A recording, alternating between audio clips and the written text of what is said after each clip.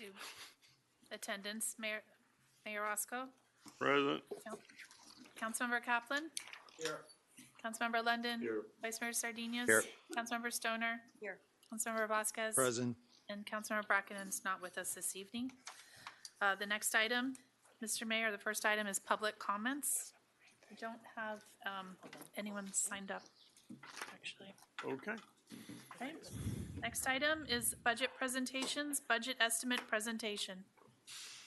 Well, good evening, Mr. Mayor, council members. We're glad to present the budget estimate for FY '27. Right before we kick off, I want to just make sure I go through a couple things. This is a really important time of year. This is an opportunity, something that Key Biscayne does that many other municipalities does not do, is really look at our budget 4 months in advance so that we can think about where we want to go. We can receive your guidance over the summertime, make those adjustments, and then have 2 good budget hearings in September. As you know, those budget hearings go really quickly, from 1 week to 2 weeks later. So we just want to make sure that we're taking the guidance from the council, putting in the budget that we want to do to move forward to make sure we're achieving the important things that our residents want us to achieve. As we do this, we're going to present to you some of the budget pressures that we're facing over the next couple of years. Obviously, we know about the potential tax reform, but there's some other items that Benjamin will bring up as well that we could potentially be facing over the next 3 years. So please pay attention to those as we walk through this process. Benjamin, we're not going to hit every slide because they've had a chance to look at it. So if you would, real quickly jump to number 3. You've seen this slide before.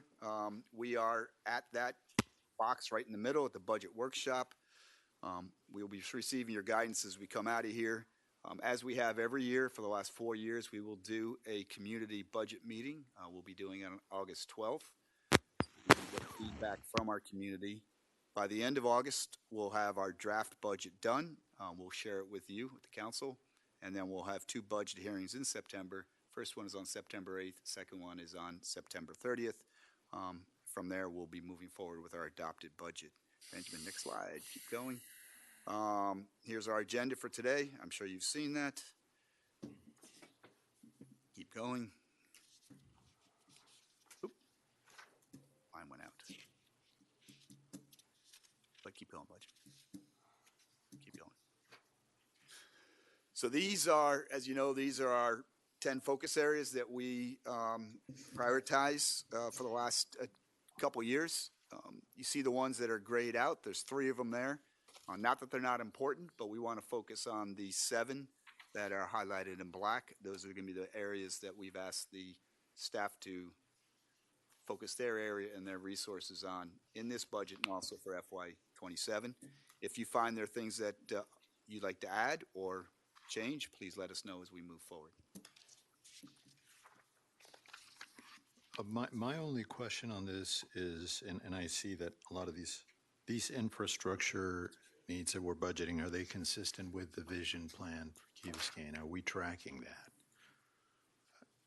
I know we have supposed to have a workshop. We discussed it. I want to make sure we're not getting off or drifting beyond that.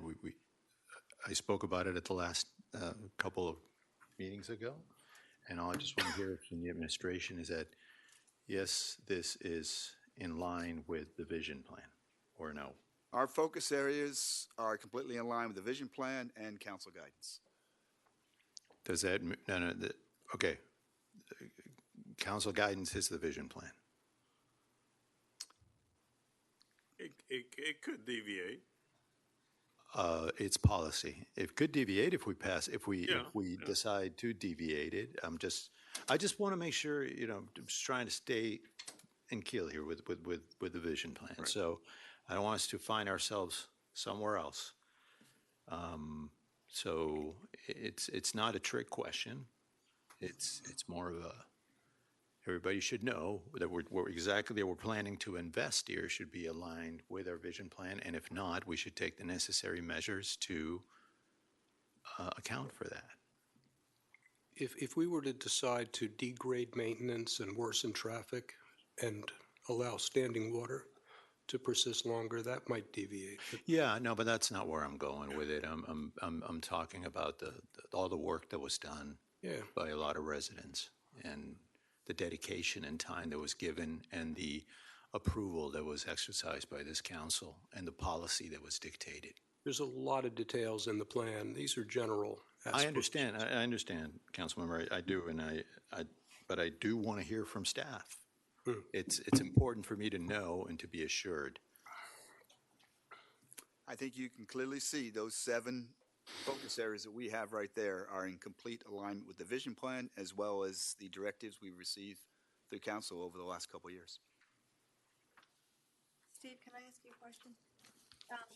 Could you just repeat what you said about why some of these items are dark and the ones that are light, we're not really focusing on those? Is that? No, they're obviously still focus areas, but what you'll find, the budget, I don't want to call them focus areas, that sounds kind of funny, but those are the ones that we really want to double down on, areas that we believe need strong emphasis, particularly resource emphasis on those 7 items. Okay, Not that the other Priorities. ones aren't important, they're still there and they're there for a reason. okay, thank you.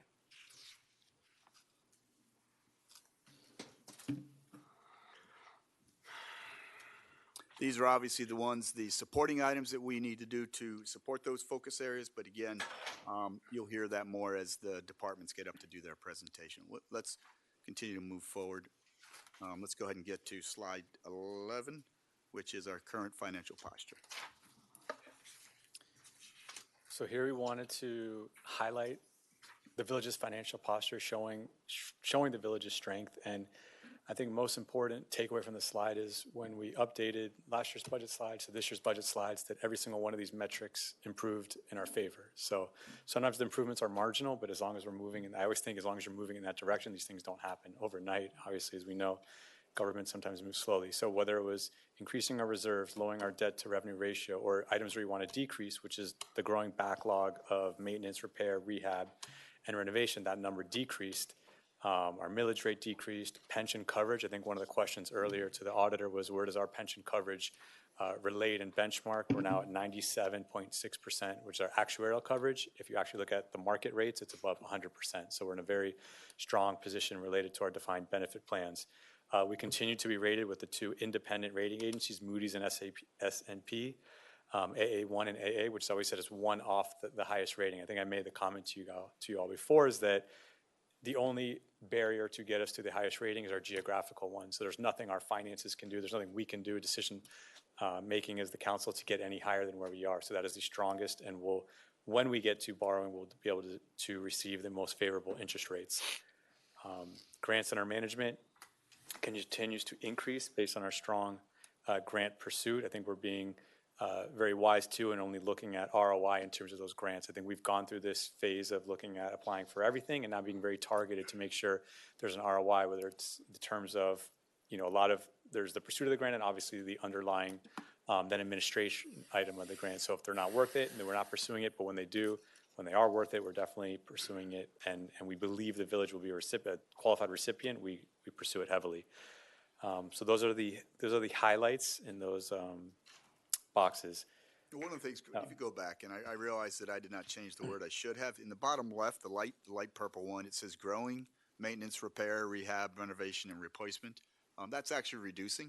I think we were up around 21 million last year.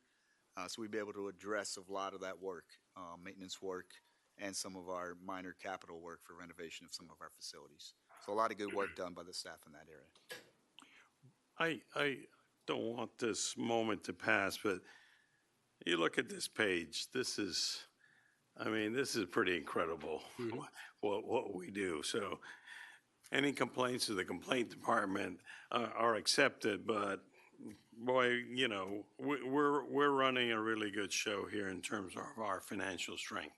Can we always improve? Yes, we can always improve, but this is remarkable financially, how sound the village is and how well we're managing the financial resources that we have. And I think it's we need to thank staff for that and ourselves up here, because I think that it's something that we've been doing for many, many years. And so this is the fruits of incorporation. So thank you for putting that in. I'm under the impression from some of the regional discussions that our reliance on ad valorem in a rough average way, considering peer cities and even the counties, we're better, I think.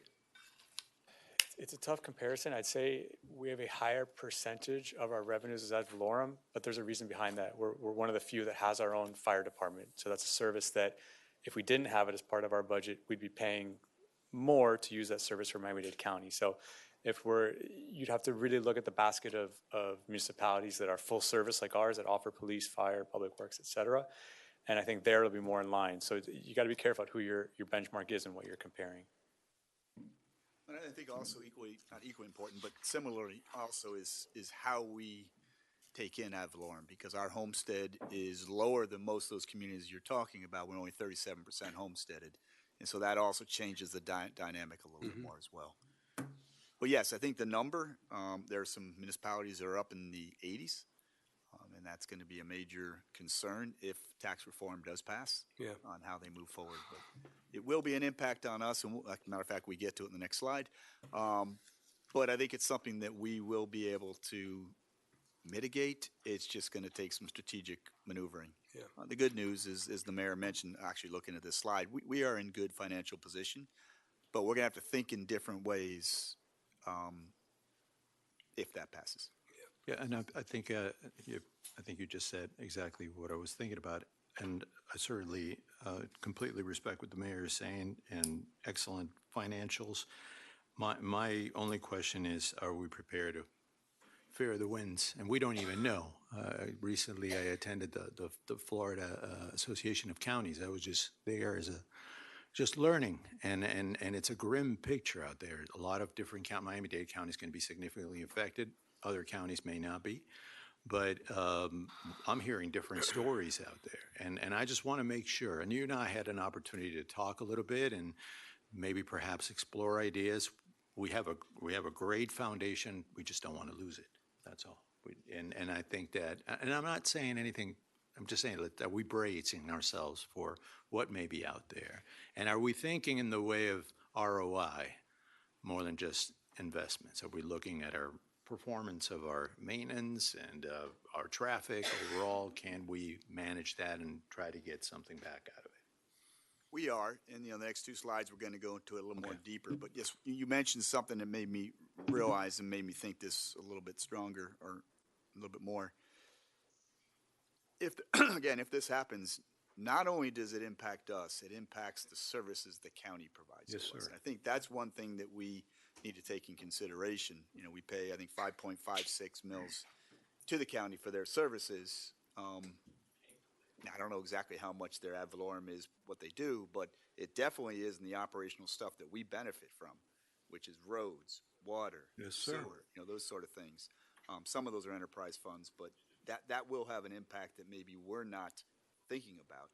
In terms of our operation, Benjamin's going to show you in a few minutes, it's going to impact us, but I think we will be able to deal with the part that goes from 50 to 150 and then to 250 over the next 2 years.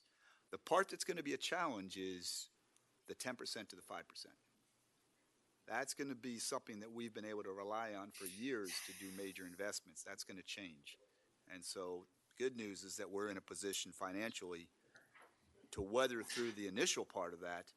Where we come out over the next 4 or 5 years is going to be something that we're going to find out in 4 or 5 years, because we don't know what that really means until it happens. That's a fair statement. That's exactly where I think we should really see this.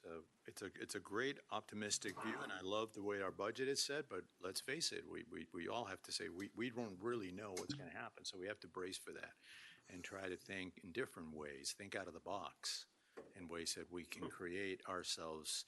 If we have to invest, let's get a return on the investment. Yeah, see, being able to handle the reduction in straight up homestead reduction, I think we can handle. The non-homesteaded ones is what's going to be the challenge. Right. That's something that I'm going to turn it over to Benjamin. He's going to walk through some of the ideas that we've looked at least the budget pressures first, and then the ideas that we've looked at on how we might be able to address this. So here are those budget pressures. So if we color code this, the dark arrow has to do with this year budget setting for fiscal year 27, the light blue in the immediate future in fiscal year 28, and orange in 29. So even before we start discussing property tax reform referendum, we already have pressures in this year. We have a 4.2 increase in our property values. When we look at how that compares to the post-pandemic increases we've seen where we hit some of those double digits or 9s and 8s, we already knew coming into this year was going to be a challenge to be able to fund some of the same capital projects and big items that we had gotten accustomed to in those years. So even before we talk about that, that's going to be a pressure. Then, yes, what the manager just mentioned, fiscal year 28, that homestead, if the referendum were to pass in November, the reduction in revenue would be 800,000, and that doubles in fiscal year 29 to 1.6 million.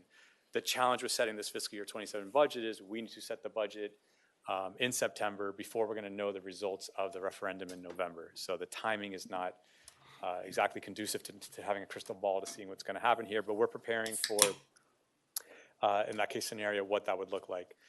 In terms of the pressures, when we talk about debt, we in our stormwater fund, we're carrying debt now for planning and design of the stormwater system of $500,000 a year going forward for the next 10 years. That'll have impact our stormwater fund. We also, when we get to the capital plan, we have a significant amount of general obligation debt that's scheduled to be issued in fiscal year 28, which will then be additional pressure on our millage rate and our general fund budget to pay the debt service. Then we get into the operating capital expenditure anticipated costs. In fiscal year 27, most of our labor contracts are subject to, we use the South Florida cost of living CPI numbers, and that came out at 3.8%, probably higher than we had anticipated originally before oil prices had spiked in the spring of this year. Additionally, we have a significant capital plan for fiscal year 27. There's a lot of capital projects that are in line with our vision plan, are in line with council directives, are in line with our resident survey, and we would love to do them all, but realistically, we need to prioritize them and understand which ones we can commit to this year and which ones we'll have to defer or get reprioritized in another way. There is one new staffing position presented in this budget, and that's an additional firefighter. If you understand, we have 3 fire shifts right now, 12 on the A shift, 12 on the B shift, and we always had 11 on the C shift. So this proposal would be bringing them all in a line where it's 12, 12, 12 on each shift. On top of that, some of next year's pressures that we know are coming. We received a 1-year extension from the city of Miami for our automatic aid agreement, which provides ancillary services to our fire department. We met with the chief and his team, Steve, myself, and our fire team. We reached that 1-year extension, but next year we know that's going to be renegotiated, and we're studying and valuing that contract as we speak. Additional pressures: a new fire truck is going to be if you look at our vehicle policy, we're due to order a new one. Also, the time delay in receiving a fire truck is why this is now prioritized, and why it's immediate that we get the order in, because these things can take 4 years, sometimes 5 years now are the delays in receiving one, and that costs about $2.3 million. And also in the next year's capital plan, we're going to have more capital projects to be determined. Focusing now on the proprietary funds, we have been working, and I think we've presented many times on updates to the solid waste RFP. We fully anticipate when that RFP goes out with some of our new demands in terms of higher compliance with recycling and just studying the market in general. We understand there's going to be higher rates that are going to be coming on that those vendors are going to be proposing. Additionally, we had been the beneficiaries of a Florida Department of Transportation transit grant that helped offset the cost of 3 freebies. We've been receiving it for 3 years. That now ends for fiscal year 27. So now we need to make some decision points about, do we keep the 9? We had enhanced our service from 6 freebies to 9 freebies. So now the decision point is, do we continue to run at that quantity of freebies now that we don't have that assistance from the FDOT? That money would have to come out of our transportation funds or subsidized by general fund dollars if we deem it necessary to continue. And lastly, we have this new House Bill 803, which have new regulations in building fund and building permitting scheduled fees that we're examining, and I think go live July 1st. Tomorrow is the go live date, yeah. But that'll have an impact on our building fund, so we're going to have to see how that's going to impact our revenues going forward as well. So a lot of, when we started working on this year's budget, we started saying, let's look at this medium and long-term approach to say we have a lot of pressures that are coming. Obviously, the previous slide, I'm not trying to portray a doom and gloom. Obviously, we showed the financial posture side that we are in a good position, but these are real pressures that we feel and how we kind of, when we work on the budget, what we're looking at when we're determining what the recommendation is that we'll get to later. And this is worthy, Mayor, if you would, if there's some questions that you want to ask Benjamin on some of these, unless you want us to keep moving forward. But this is obviously a large menu of potential budget pressures coming. Well, clearly, if somebody was going to ask us a few months ago, we were going to be looking at an additional $500,000 for investment in new pump stations or wells. We weren't planning on that, and I think that that would have been, that's something that we're going to have to really consider. And also the slow degradation of any system as it is. Are we looking at, there's potential options, I was talking at ROI, are we looking at anything like maybe perhaps performance contracting or looking at ways to bring in operation and maintenance of being able to have somebody that can help us reduce that footprint, help us get some money back?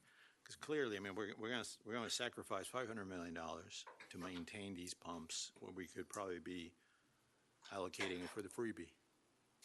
Right? Am I doing the right comparison here? I mean, I think you have an overall operation and maintenance problem. And how are we going to mitigate that? Do you want to jump to Anybody have the next, to show all the potential? Yeah, sure. I think we can address it with this. And obviously, and this was a large menu that the staff, me and Benjamin particularly, looked at in detail. If you look at this one right here, we did reduce it, but we also kept it large on purpose so that we could really understand what is in front of us as a possible way to address or mitigate the budget pressures that are coming down. Some of them, many of them are based on returns on investment. Others are just simply cutting expenditures. Others are just potentially organizational change. So we laid it out. And we also showed you some of what we recommend over the next 3 years. Some, of course, we went to consider. What we might be able to, I heard what you asked. Maybe that's smart technology. If not, if you want to put that in as a potential suggestion, we can I think it'd investigate probably that be as well. good to evaluate it. You know, I'm not saying performance contracting is something that has not really returned in the past, and it kind of withered away. I don't know if people know performance contracting is. They are iffy. Yeah. But it may be it may be something that could be considered now in light of, in the context that we're about to exist and the reality that we're about to absorb. But, you know, So- as you know, and I want Benjamin to go into detail, but performance contracts also rely on a certain level of standard of your existing infrastructure. Yeah. And I'm not sure we can meet that level that a contractor would take that over. We'd have to consider that as well. Yeah, I think, I don't know what that would be, perhaps an initial study to understand it well enough. And also on the newer systems like the wells. Well, the pump newer stations, system, our newer the system, I think they systems certainly would, probably yes. Are good candidates for some level of performance contracting to try to reduce that significant impact to our budget that will be allocated. Yeah, I do believe that once we would put new systems in. That's going to hit us hard. It's going to Good. get us hard, and it's going to keep moving. First couple years, not, but after that, yes. Yep. Benji, why don't you hit the highlights on this, and then see if they have any questions, and we can go more specifically into slide 14. Yeah, so when faced with all those budget pressures, I mean, we wanted to take the multi-prong approach, which wasn't just cut 800,000 of expenditures or raise the millage to compensate for that loss. So what we think is a balanced approach where there's items to reduce expenditures, there's ways we're continuing to look at diversifying revenues, and we've been harping on this hard, and we'd appreciate your support when we bring some of these items for resolution. Having strong financial management and maybe organizational changes in the way we do things. When we talk about smart technology or performance contracting, we could add this to the last one here. So I think that the takeaway in the slide is over these years, we are going to bring these items to council to say, hey, can we address, if this item passes, can we look at mitigating it through a combination of these and not just a simple answer, which is probably the easy answer is to cut, but to do the multi-prong approach here and look at all these to say, which of these makes sense? The Benjamin Nussbaum basketball court makes sense. I'm glad you picked that up, because I was going to tell you one of my favorite is the naming rights. So Yeah. maybe we have the Frank Kaplan Heritage Center. I don't know. I'm open. And is there any adjustments on solid waste that we could be contemplating? Is that also going to be taken a little bit more? We're going to take a closer look at that? So solid waste and recycling won't have so much of a millage impact because that's paid through an enterprise fund. So once we put out the RFP, we start receiving the bids, we'll know exactly what needs to be charged for the service. That's really a charge for service that we pass on to Right. those that are I receiving know it. we have kind of like a steady charge. I think, the Sustainability Committee had brought up some ideas perhaps of trying to create ways of pay-as-you-go, pay-as-you-throw, or create a scenario that would reduce or would look individually at each respective type of home, the residential, et cetera. So we're still, remember, this RFP is not out. We're still working with the SAB and Yeah, please keep working. we've with received all their Sustainability list of Committee on potential that, items like we'll that ask and you to going do so, through it. yeah. Okay. Do it next slide. Did the FDOT freebie grant just didn't make the cut in the budget? So I think that those work on a 3-year cycle. I'm trying to remember, we had applied for another 3-year, but you might need a waiting period or it didn't make, I think there was just less funding overall. And I think with any grant like that, the idea is to get you started and then have you pick up and, it has to be sustainable later on. So we can still fund it. It's just a decision point to say, do we reallocate for transportation projects or do we keep funding transit services? They're all transportation related within the transportation fund. It's just a decision of which one we want to prioritize. The good news is, I get this question a lot, as we added those 3 additional freebies, what happened with demand? So how did it impact? And one of the stats I'm always astounded with is the waiting time period never decreases. I always expect it to as we add more vehicles. And the reality is it always stays around between 9 to 10 minutes waiting for a ride. I look at both ridership and passenger. So ridership being the number of rides taken, but passengers saying, do you have more than one person in that ride? And proportionally, as you add each one, the ridership and passengers increase at the same rate. The waiting period kind of stays at the same. So that shows me that there is demand, that there was success in adding those vehicles. And I think it would be hard to now take them away because they are such a popular transit service in the village. That's my purely anecdotal takeaway. Is the waiting time a function of they're so busy driving, or is it waiting time for some other reason? It's a few. I think when you get pinged for a call as a driver, you have to finish the ride that you're currently on. You need to then That's what I'm saying. Is pick it up. that when you look at the capacity of so many vehicles traveling over a certain period of time, are they all that busy and that creates the waiting time, or is there some other factor? That's all I'm asking. I think it's that they're that busy, and They're that busy. I see the ridership and passenger data, which shows that they are. But I'm just saying, when you look at the number of rides per hour Yeah. with the number of people, number of vehicles, how many minutes per hour is each, on average, freebie busy? That's what I'm saying. We have those numbers. What? We Well, do- you can see- we see don't that- have them with us right now. You understand what no, I'm not saying now, but I'm saying, looking at that capacity also, to try and determine if it's being run efficiently, or, that's all I'm I saying. was gonna say, because I'm thinking about geography, I mean, if the freebies at Ocean Lane Drive and you gotta go all the way to State Park or something, yeah. But the point, I'm just Yeah. saying, though, that you assume the most are gonna go is X amount of miles an hour from points A to B, et cetera, et cetera. Are they being utilized efficiently? That's all. I'm But not saying they I are. would assume that technology is not there yet where I it, think there is now, because they do have, no, I know they exist, but maybe we don't have it. well, in maybe these we can find out the freebie guys, to get some type of analysis of this stuff to determine that we can be more efficient with it, maybe we need more, maybe we need less. Going forward, we'll see what happens. So we do, do when that on a when we regular report basis. Go ahead, Ben. to FDOT, we have the heat maps which show the high demand points. We also know, and we've instructed FIBA to say during peak times, which we know, school let-outs, et cetera, Yeah. to add more vehicles during those times. Because although we have 9, that does not necessarily mean 9 are on the road at all times. There's driver breaks, there's car Yeah. down. So we do analyze that data and try to make decisions based on what's actually happening. I understand, but also question where you're placing these guys when they're not running. In other words, when they're waiting for calls, where are they?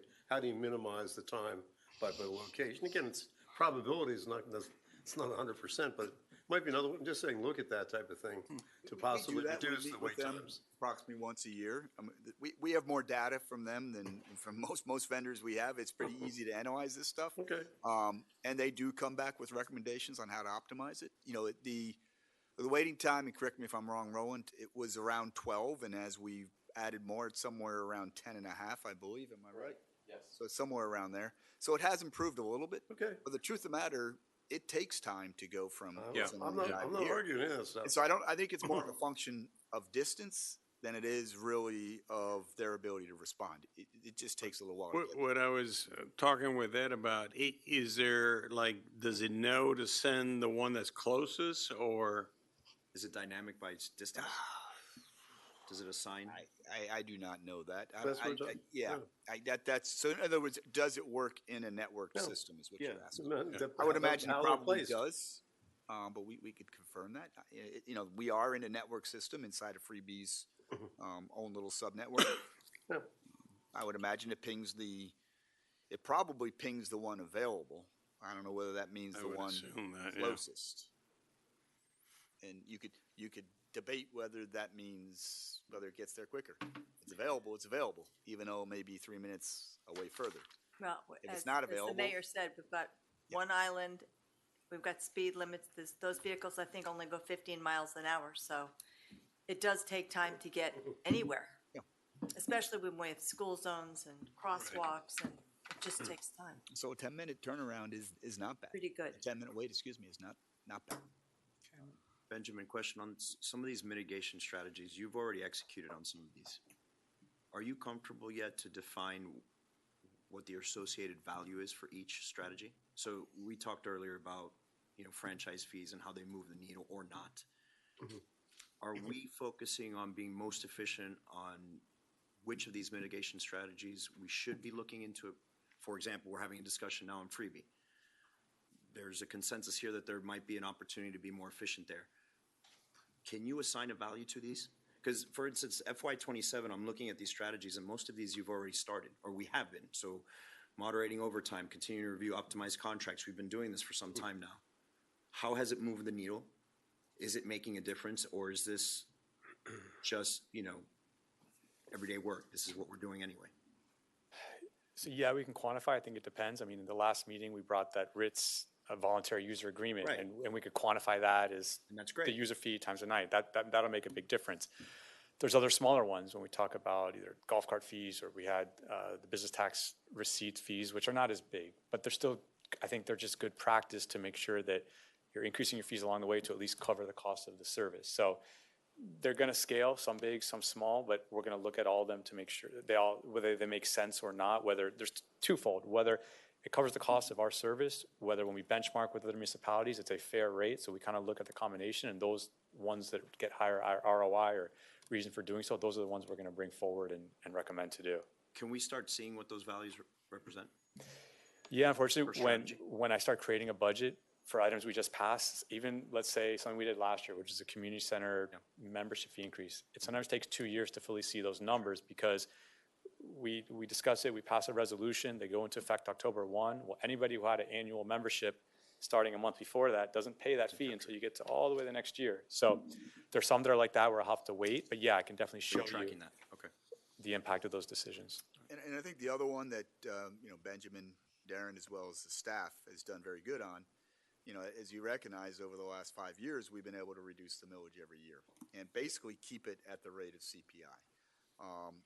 And in that time period, we have put out, renegotiated many, many service contracts in doing so.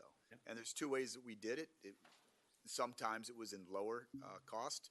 Other times it was actually expanding it to cover other things at other contractors to consolidate it to be more effective in it. So I think we've done a good job. If you want to add any more to that, I know you've done a lot of work on that over the last many years on that. I mean, just in tracking on what we're doing well, I think it's important. It'd be interesting for me to see, or for all of us to see really, what have we put time and effort into? What has been that ROI to Councilmember Fernandez's input? And the fact that, we could be potentially getting hit harder than we could ever even imagine, really, because we don't know. So how can we start measuring this and tracking this to just show our residents that actually we're continuing to do the job that we see at an earlier slide, right? When we look at our financial posture. Yeah, I think in those resos that we bring, we generally give an estimate of where we anticipate the revenue will be. Sometimes to our detriment when it's not enough and exciting enough to do so. But that's an estimate. Obviously, then later I can come back and say, yes, that decision did, That'd be great. did bring in this additional revenue, which then, yes, obviously lessens pressure on the millage. Yeah, now let's add freebie efficiency to that list. Along these lines, something that this council and future councils are going to have to talk about a lot is, do you want to charge more fees? Right. Or do you want to increase the taxes on the one side? Meaning charge for usage. Yeah, charge more Charge for fee for usage. usage as opposed to just. And that's a really interesting question because, some people will gravitate to, okay, well, I use this a lot, so I'm willing to pay for it, but I think it's going to be an interesting question, and I know that Benjamin is a big proponent of user fees. But what do our residents feel? Are they gonna feel like they're nickel and dimed on the one hand? Or is it, will they see the tax bill as a bigger piece of the pie? What do you think, Ed? I think basically they get the tax bill, but that's it. They can bitch and complain. Right. The other way, get nickel and dime, they really say, what the hell am I paying taxes for? Right. So- We have a culture of providing for our community, so, do. I mean, we're gonna have to face this, as the mayor said, but that is something we've always been very proud of as we've incorporated. And we've always expanded upon that, Yeah. so that's And, gonna and be, there's diversity in our demographics. Not everybody is affected the same way. Yep. So for example, the senior population that said. takes advantage of these programs at this community center, when they have to start paying for them on an ad hoc basis, it's a dissuasion to participate. Yep. potentially.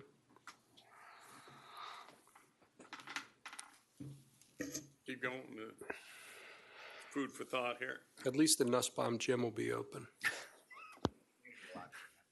At least $10. You haven't named a price. I love it how it sounds, but I want to hear the price first until we, And in terms of monetizing assets, you're thinking of selling basketballs? whatever it takes. He'll sign them too. Yeah, I bet he will. Ball signing event. We laugh a little bit about that, but something that we might want to look into is the Key Biscayne brand and whether or not we can get a little bit more out of that than we're getting now. That might be That's an interesting. excellent idea, Especially Mayor. with Monetize it increased somehow. code of ethics and code of conduct too. There's some Especially- examples nationally. Yeah, for sure. You sell Bitcoin. That works. Chad has got a good idea on our key rat. He's working hard on that one for us. Do tell, Chad. Oh, the pin that you all Oh, yeah. received. So he believes we can greatly monetize and benefit from Key that. rat? Chad, No, if you I wanna thought set your business that the plan? story that was created by the village was excellent, and I told them they should copyright it, It was a protect great it, story, and I yeah. thought the little guy was a cute guy for kids, the little ranger, and I don't know, maybe somebody would pick it up and want to license it. So we're in the process of protecting that IP. So he suggested that every kid under 18 years old pay $10 to us. And there Just kidding. Certified as are a a lot. rat. There are examples of the branding. I mean, you have some communities created their own suntan lotion. I think you might have heard a couple years ago. So there are those opportunities out there, and I know that Steve and and his staff have been looking at all of them. It's called a Shark Tank. Key rat, all It's, natural suntan lotion. Yeah. take it to Shark Tank, right? So it sounds like a great opportunity. I'll promote my colleague Todd in Parks and Rec has an awesome Key Biscayne branded World Cup soccer shirt with the 250 USA anniversary limited edition. So you guys ought to check them out. Still And on sale, my understanding. Still on sale, so get them fast before they sell out, and let your friends and neighbors know it's a really cool kit, highly themed for the World Cup and our 250th anniversary for 4th of July. So Now we're going to drive into the numbers and overall cost drivers. So this slide shows consolidated across all of our departments what the cost drivers, where the increases came from, whether they're personnel related, contractual, or operations, repairs, and maintenance, and what percentage of the entire budget those components make up. As we always mention, personnel is always hovering around 60% of the total operating budget. That's probably actually lower than most other municipalities. Sometimes are 70s to 80%. You'll notice the debt service. This is one of our key slides on the 9-box slide about our financial posture. It's 2.4% of the total budget. And the big delta here in the transfers out, the way we're going to walk you through the presentation is that $334,000 for FY27 in transfers out only represents the 1% of the ad valorem that gets transferred to the Parks Rec and Open Space Land Trust Fund.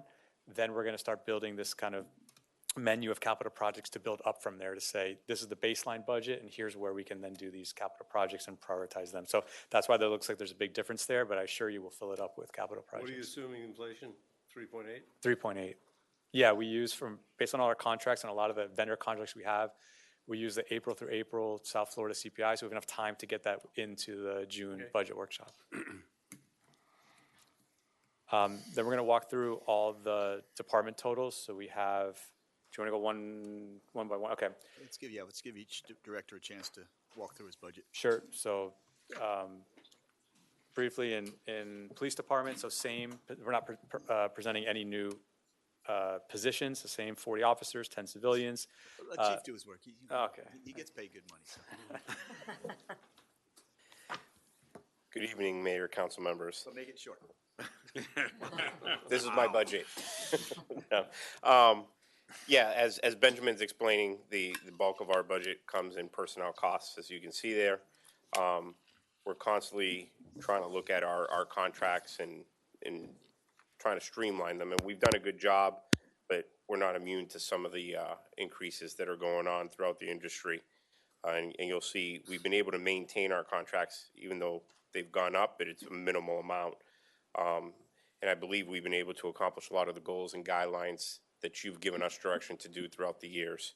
So as Benjamin indicated, we're in the middle of contract negotiations also, so that's an unknown where we're going to end up there. That's it? That's it. My boss said it'd be short and brief. Mission accomplished.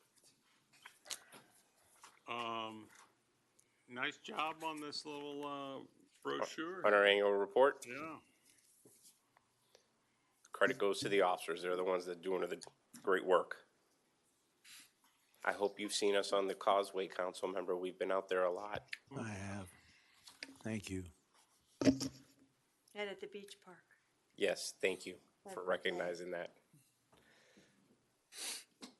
I'll turn it over to my fire chief.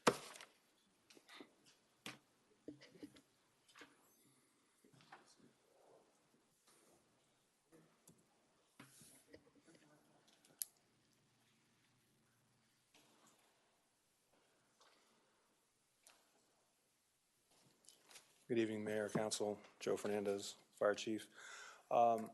Very similarly to the police costs, personnel is our largest area of expense. In this budget, we will be asking for that additional position, which allows us to align with some of the goals that are stated here in the workshop, which is reducing the overtime.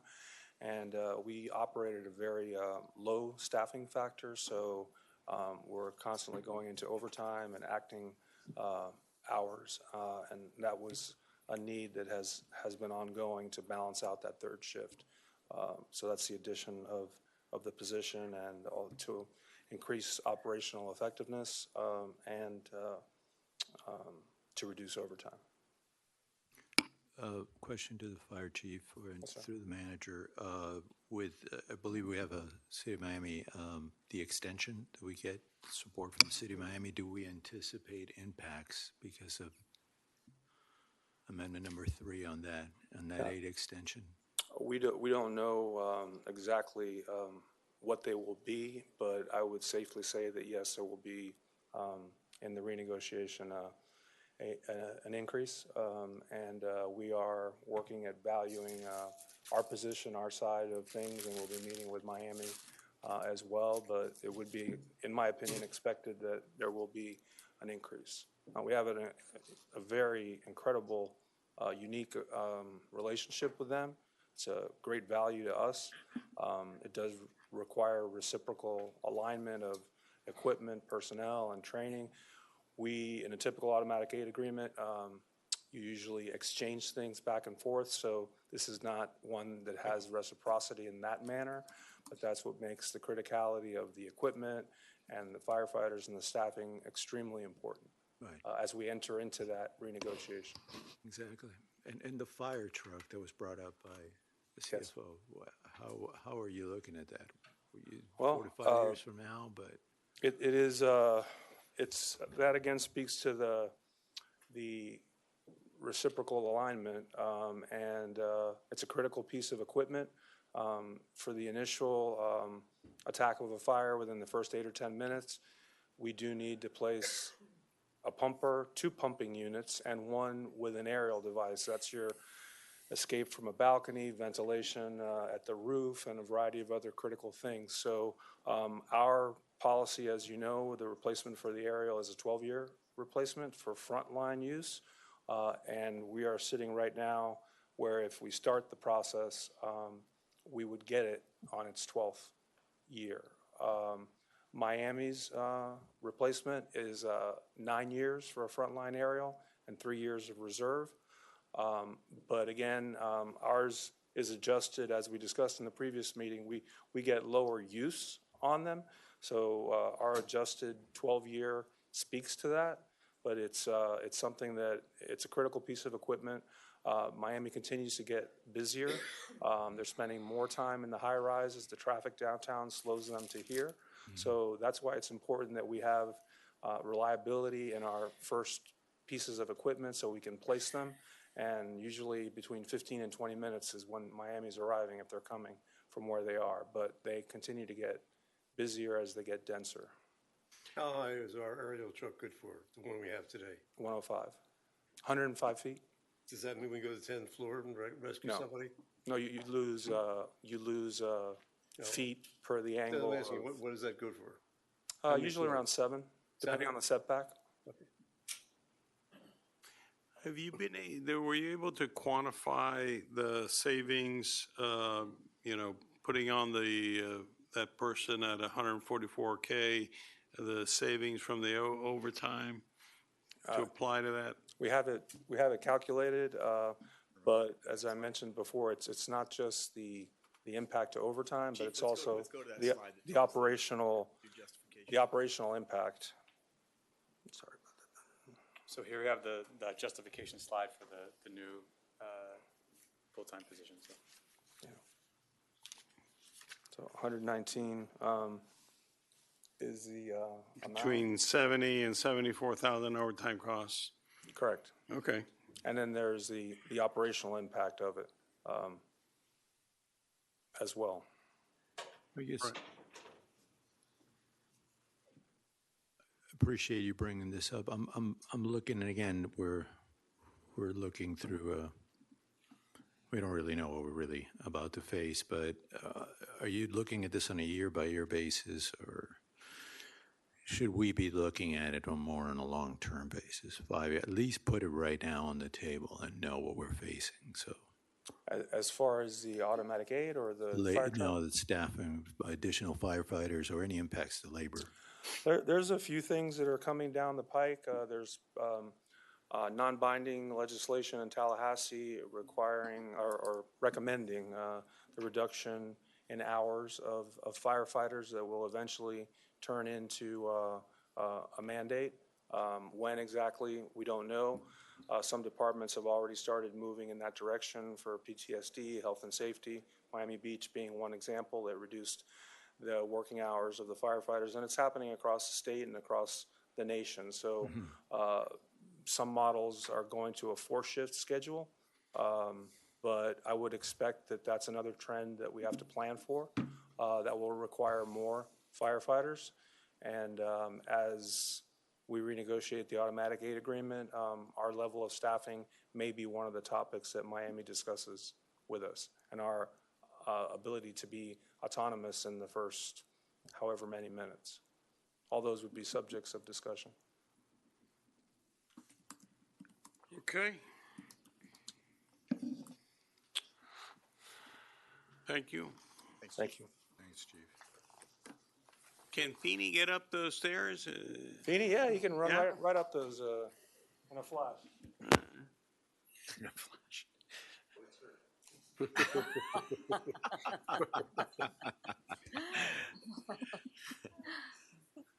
Like a So before Jeremy comes up and talks through this slide, you can see, and it probably stands out a little differently, it says zoning and planning, instead of building, zoning and planning. And the reason why we do that is that, building is a proprietary fund. Benjamin will go over that later and how that is run. That is, he takes in revenues and then he spends money on his operations. It's either people, equipment, vehicles, or training. And as right now, he's working on his facilities. So those are the 5 or so things that he can spend that money on. This is very specifically on his zoning and planning and code as well inside his 4-man small team here. Yeah, and it's actually worth mentioning code is. Jeremy, Chief, I don't know, I don't think you were here, but when earlier we talked about the contribution that our Captain Justin is making to the search and rescue. Just make sure he knows that everyone here is very supportive. Everyone in the village. Everybody in the village and everybody sitting on this council. And we had a young lady came and was very emotional about the situation in Caracas. And grateful. And very Specific grateful, for that, yes. yeah. Yes. Sure he's aware, and I think he knows how much support he has back here. You betcha. Go ahead, Jeremy. Thank you, Mr. Mayor. So it is worth mentioning, some of these things are actually split between building and zoning enforcement, or planning and zoning enforcement and building code. So for instance, our code compliance staff is going around doing inspections related to enforcement of Florida building code. They're not building inspectors, that's a separate pool, but they're inspecting construction sites and doing other construction compliance. But we actually have them split 50-50 between their building fund and general fund. And even like a portion of my salary goes to the building fund as opposed to the general fund. And we've tried to, every year I've been here, find absolutely everything where we can to make sure we're allocating things to the building fund that are appropriate. For instance, whenever we're getting legal counsel for building fund specific questions, we're making sure we're billing that towards the building fund now. So we've gotten more efficient about that year to year. What you can see here is a increase in cost primarily due to personnel costs. And then percentage-wise, a large increase in contractual services, but we've got a couple things queued up. It's a small overall number, but we have a couple of specific projects queued up related to a community rating system that we know we're going to be expending some additional funds on. And then really just continuing to oversee some design projects that are inside the village and outside the village. Any questions? You talk a little bit about the couple of things coming down from Tallahassee about Sure. The building permits and that kind of thing. Yeah, so this is something that's going to really primarily affect the building fund, and I think as Benjamin mentioned, it's something that's actually going into effect July 1st. However, ourselves, like every other municipality that we've been in communication with this about, is a little bit of a lag because, for instance, all of our building department fees are set by resolution. So we're going to need to come to you with the new way we propose calculating those fees. And they're also, they're embedded in our software on how we bill applicants. So it takes a little bit of doing to enact what the proposal is. But really what the state law says is previously, building fees were calculated as often calculated, like individual municipalities can do it different ways, but they were often calculated by calculating percentage of the overall cost of the project. And the state legislature said we may not calculate the fees in that manner anymore. So what we're going to do is probably go back to, we'll have more flat fees that are project specific, like whether it's an AC repair or roof repair, that are fairly standard reviews. When it's a more standardized review, we'll go to a flat fee. When it's something that depends on the project, we'll probably go to square footage. And our hope is to end up at roughly the same place where we are slowly building our reserve and covering our costs, and no more, no less. Are there, coming down from the state, anything to do with the time required or to process applications? There And are. how's that going to affect personnel? We anticipate that we're going to be just fine with those reviews and the timing of those reviews. Based on the state mandate, we think we're in good shape to meet that requirement already. Good. The other one that I think went through is that work under $7,500 doesn't require a Yes, yes. So there was another one that says any work that is under $7,500 essentially doesn't require a permit. However, even if it's a life safety issue? well, however, there are exclusions for things in a flood zone, which in our case is the entire village. There are exclusions for certain trades, anything that was sort of mechanical, electrical, plumbing. It actually, when you read it, it gets down to a pretty small pool of improvements that would be excluded from the review requirement. And in our case, we actually think it's going to be zero, essentially. Tile and Yeah, there's tile, but even that in a multifamily building where you need soundproofing, it really is. It's a pretty small number of items that apply to us in particular. But that's what most of the concern was for. Okay. I will queue up the next if there are no more questions. Okay. Mr. Fun.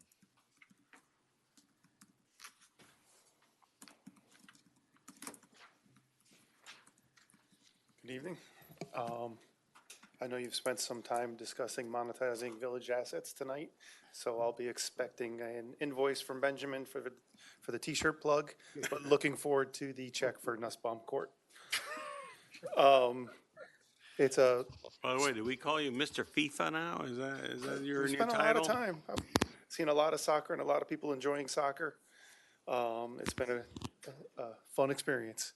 I'm glad we really stepped it up for this year, and I think the community's really enjoyed it. Well, the kids sure have with those cards, right? The Panini Play Trade Unite and our partnership with the Key Biscayne Community Foundation, Melissa and Andrew have been excellent, and it's been a great experience. Along the lines of some of your earlier discussions, we are now charging seniors, and their price elasticity has not changed. They're attending in record numbers, and that's because of the great job Roxy does, which that does bring you to a budget where you see the 1% increase of $78,000, but a 3.7%, $128 increase in revenues proposed for next fiscal year. So it's a net positive for the department. And then I think you're all intimately knowledgeable with the focus areas. Many of you were at the library groundbreaking on May 26th. We're in design for the pickleball court lights right now, which is an exciting project. We kicked off the community center assessment on June 24th. We're working closely with It Takes a Village and the Disability Advisory Board. And you recently awarded the contract for the beach park rehabilitation. Last Friday, we were able to do the ribbon cutting for the for the dog park, for everybody that was able to come. So things are moving and the department's going well, and I'm able to answer any questions if you have any. And if I'm shorter than the chief, I'll take that as a win. Thank you. I hope you noticed that the big words that Todd used, price elasticity. They actually do teach that in parks Todd, degrees, so Todd, I was have a impressed. quick Neuro question about summer camp. How's Yeah. enrollment been this year? It seems that you're packed. We are packed. Traditionally, our busiest weeks are the first 2 weeks of summer and the last 2 weeks. So we were waiting to see what the third week looked like, and we're packed the third week. So that's a good sign. Usually after the 4th of July, we'll see some lowering of the numbers, but David Plotkin just does an amazing job. Yeah. His staff's amazing. Everyone I've talked to has really been happy. It's been Yeah. really fantastic. What is that delta year over year? That's great. What do you, What's the increase been since last year? well, we capped it. Working with finance, we did some changes to how we operate it. We used to let people choose to come on a daily basis. Now they have to commit to the week. Did our cap this year exceed last year's? No, it's the same cap, 60. Same. What was happening is we were having wildly fluctuating participation got it. rates, but we had to maintain staffing. So now that we cap it and we force people to come for So the your week, staffing is more efficient now? yeah, our Great. staffing's much more efficient. You might say you were experiencing participation elasticity. We were. Of course, Tuesday and Thursday, the field trip days, shockingly, our numbers would go up. And Monday, Wednesday, and Friday, when we stay in the community center, it might drop a little bit. So it's leveled everything off. And it was, again, working with finance, we were able to come to those terms, and it's benefited everybody. Thank you. Ed's not out there pumping iron. He is. He's loving the new weights. Gotta let that He's shoulder. loving the. Shoulder has to get better. Oh, no. BJ misses you, I'm sure. Weeks. Hey, you can't pat yourself on the back for a while.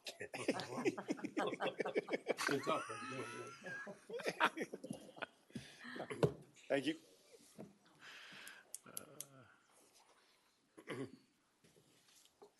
Good evening, council. I'm up again.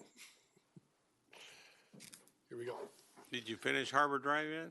I have it almost completed, sir. I have it almost completed. Come on. We will be done Come shortly on, with it. come on, man. Thank you for allowing us to get that started. So Public Works has been working diligently, and with the advent of our added employee for the, on the facility side, internal house employee has helped us reduce our expenses in operations and maintenance ever so slightly, but has made a significant improvement, allowing us to go and fix small problems rather rapidly and reduce the expense of contracting out. We also had several contracts that were put out, such as our AC contract, HVAC systems, which have helped reduce the cost. And as we move forward, we see that cost, we can reflect that that cost has gone down. Also, the paving contracts that we just repaved several roads throughout the village and will continue to repave the roads, have helped reduce how many potholes and things of that nature that we have to go out and improve on. As you're well aware, our focus areas are tied to CIP and the undergrounding efforts and our stormwater improvements throughout the village. As we get those projects kicked off, it'll help reduce how much we continue to spend on the maintenance side. Not that we will do away with it. There's still some features on the maintenance side that I want to improve on and expand on, such as street sweeping. We did increase our street sweeping from approximately once a month to twice a month, and bringing them out for special events when we have storms and whatnot, which we had a couple this year. We bring them out right after and collect any of that debris throughout the village.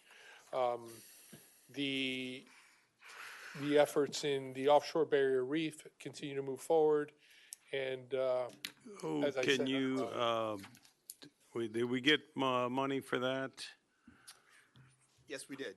It did pass in the budget, as well as the Garden District Drainage Project as well, in the state budget. So we will be able to kick off this barrier reef feasibility study? We have done so internally. We're waiting for the final, we actually have the bids in right now. Like, we just established an evaluation committee, and they'll come through an evaluation, and we'll be presenting it to council on August 25th. Okay. Can you tell people what we're talking about, just in case they're not tuned in? So, yes, as we've always recognized, our shoreline is very important to us for a number of reasons. Obviously, it's a place where our residents recreate, but it also, more importantly, it's our first line of defense for our properties. And so what we have done, and we have investigated over time ourselves, but now we're actually going to put out a feasibility study and also a preliminary design, is can we come up with an offshore barrier reef that'll reduce the erosion of our beach? Can we, and you all know it's almost like a spear, and it comes right there in the middle at the Beach Club, at the Ritz and the Ocean Club. And so is there a way that we can keep the force of the water out to reduce the erosion there? The big question becomes, number one, can that happen, and will it work? And number two, can we, in the high seagrass area that we have, do that environmentally sound? And so that's the basic idea of what we're looking at. So that perhaps we could delay doing a beach renourishment instead of every, 2 years or 3 years? We would hope that'd be a byproduct, yes. I mean, but, it would protect our beach, it'd yet be another line of defense. It would be one that's out in the water that protects it. Yeah, ideally, we could get the benefit of the protection. We would get the benefit of having the reef, and, we hopefully corals would grow there. Hopefully some sort of wildlife will grow there, and we could use that also for our residents to go out there. And then thirdly, reduce improve our beach size and also reduce the frequency of nourishments. We've spoken with any academia on this, research, current, like, I don't know, Florida Tech or University of Miami or anything like that, or? Well, we're always very involved with University of Miami. Okay. And I think Florida Tech has done some research. It's Right. my alma mater. it just so happens the University of Miami is right. What a plug, what a plug. Brad Smith is right quarter of a mile down the road. Obviously, we were talking with them very much until the RFP went out. We will see whether they're part of the teams. We'll see as they go through. I think it's always good to have an impartial view. Right. See, No, not only that, they've done a lot of seagrass. research. I'm sorry. No, go. Sorry, Councilmember. You mentioned the seagrasses. Yes. Would be in the middle of the seagrass, so to speak. What would stop the scouring action from destroying the seagrass seaward of this barrier? So why don't I bring up Roland to go into a little more No. detail? Is Roland here? He is No. not here? He's not here. Okay, so that's what we're gonna find out, right? Because that's. Well, like, my next question, before you do that, assuming we did destroy it, because I can't see how you would not, is there a mitigation we could do by planting more seagrass somewhere else? Because I can't understand how you could possibly do this, take the energy and the scouring action and not destroy the Well, seagrass. there's two parts to it. One is, and we hope it is the first one, is that by creating a new ecosystem, which would be a hybrid reef that would not only protect it, but also be able to have a natural habitat on it. Okay. So we're hoping that would act as mitigation. If it doesn't act as mitigation, there is a process by which you can move your seagrass somewhere else. That's what I'm asking. Yes. Okay. And you'd have to pay a mitigation fee to do Okay. that. But again, that's all part of the study to find out, do a cost-benefit analysis, whether It's it's doable, yeah. physically possible, whether it's environmentally possible, whether it's financially I'm possible. thinking the environmental. Yeah. deal. I have a question, and this is not, well, we don't own them, but with respect to water, particular water, we've been noticing, or at least it's come forth, we've got a lot of water breaks out there. The manager has spoken. Have you guys reached out to WASD on this? I know that there was correspondence on that. They were going to reach out to them. And it's not related to the budget, but it could be, because they're going to go out there and eventually we have to do something about our water systems, right? Our age-old pipes. I have an open line of communication with not only the field crews and the supervisors who call Right. me whenever there is an issue, whether it's water line or sewer or even their lift stations. We're in constant communication with them. But we also have a meeting set up with WASD, with the director Yeah. and their senior staff to discuss their system and their infrastructure on the island, yes. Yeah, because I know one of the things that we did plan initially in the Zone 1 stormwater system on the centralized option was to replace at least that's what we knew, we were going to replace the water and sewer systems, or WASD was going to do that. Is that still going to be programmed in regardless of whether we throw a large trunk line or not in that direction, which appears we won't? Well, the initial system called for upgrading a lot of their lines as both we saw where there were conflicts and where WASD felt they needed some upgrades. So that was the joint partnership agreement we entered with them Right. to look at that. We haven't gotten into the decentralized system, but as we look into it, wherever we have conflicts or wherever there are needs to upgrade, I'm sure we would. Yeah, I back just and would reach out hate to for WASD. water and sewer to become the orphan child and something that, I mean, everybody's aware that we're not only going to install a new stormwater system, but we were also going to replace our water and our sewer systems, which would require same or maybe perhaps, well, I don't know the sewer, but right about the same level of excavation. So I think it's important that we have an idea and really focus it on the conditions of the system, whether it's warranted or not at this time. And that is the structural conditions of the pipe or the internal conditions of it. Have we taken any coupons? Have they looked at the pipe at all? I know I'm talking about many things here, but Yes. condition of the water line, breaks, Right. we And want to know if the pipe we're- is in we're good seeing- condition. We're seeing issues in areas other than Zone 1. Right. So those are topics that we will raise with WASD administration to see how they're looking at our system and see where they need to come out and do some televising of their lines and see what condition their existing lines are in, and other than just the Zone 1 area. So we want to look at the entire system on the island. I think look, it's important to know that, we don't own the water and sewer infrastructure. Well, The county yeah. does. We've spent a lot of time over the last few years working on our electrical infrastructure with FPL. We worked very closely with, at that point, DERM. Now the stormwater has moved over into Public Works, making sure that we were cleaning out the stormwater system up and down the Crandon Boulevard. I think we recognize that Water and Sewer has spent a lot of time on our sewer infrastructure, probably more than we want with all these sewer lift stations. But I think we've noticed over the last year that maybe they haven't spent as much time on the water. Right. And so that's what we're going to meet with them on July 6th. We believe it is, and Director Fink is going to bring both his capital division chief and his operations division chief to talk about future investment as well as what do we do now. Yeah, I mean, given the level of breaks that we've been noticing, I think would be good to know if that warrants further observation, further analysis. What areas are the areas that are the most affected or most exposed to corrosion, and what we need to replace, right?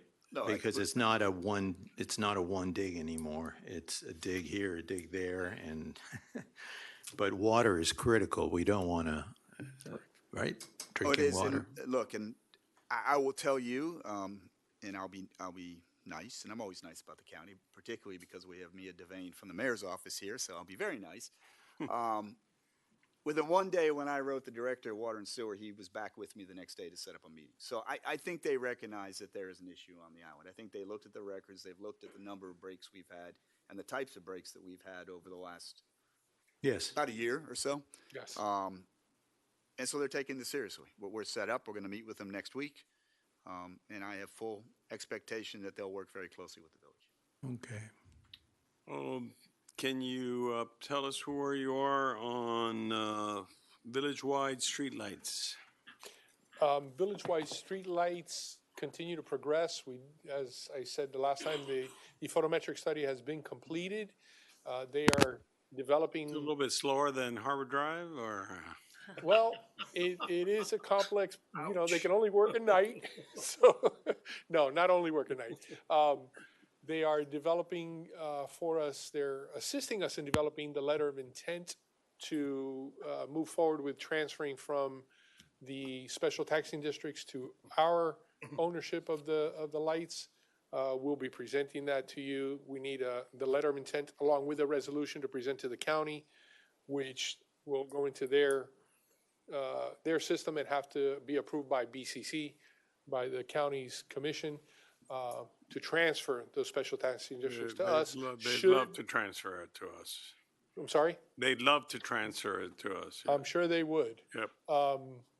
So as that moves forward, it is a slow process, but the other side of it, which is assessing everything that we have Right. currently out here, that's in progress. The photometrics gave us a good understanding of what we have, how much coverage we have. Some areas, we might have some infrastructure that needs upgrading. Some areas, we might be able to get some more coverage just with some tree trimming, just trimming our trees in a different way, expanding, raising the canopy of the trees a little bit. So we're Do- looking do into you that, and those are have- recommendations we're going to get from the consultant. Do you now have a good handle on what we own or we don't own? And, because that was something that we were confused about, I guess, at the beginning? Yes. The consultant has been working closely. They've had several meetings with the county as to where those special taxing districts are, what is within them. And then again, the photometric study actually went out and looked at how many poles there were in each district. So we're getting that information from them, yes. Like, As to for what- example, those lights on Fernwood, on the northern end, those don't belong to us? Those belong to us, Oh, okay. yes. Those belong to us. We control those. Okay. So when's the And- next milestone on this? For the August meeting, we'll have an update for you, yes. Okay. I would also like to say that we've just finished installing the solar-powered streetlights at the intersection of Harbor Lane and, forgot the cross street now, I'm sorry. Hampton and Woodcrest. Hampton and Woodcrest, Hampton Lane and Woodcrest, I'm sorry. It's Not the Harbor, tall Hampton. one like that? Yes. The light itself is somewhat smaller, but it has a solar panel on top, and they seem to be very, very well lit. So if you have a chance to go by and take a look at it, I think that's you'll an be impressed. opportunity for our first naming rights. That's Councilmember London wanted those lights, so you're perfectly Thank you. capable to put your name on there if you like, Councilmember. But actually, if you hadn't a chance to go out there, take a look I at didn't it. know you had them, no. Please do. Yes. It Repeat gives us- it again, where's Hampton Lane and Woodcrest, Woodcrest and Hampton Lane? yes. I never went to It will help us as we go through this process of making decisions on how we want to expand our streetlights as to whether we think this is something that's effective.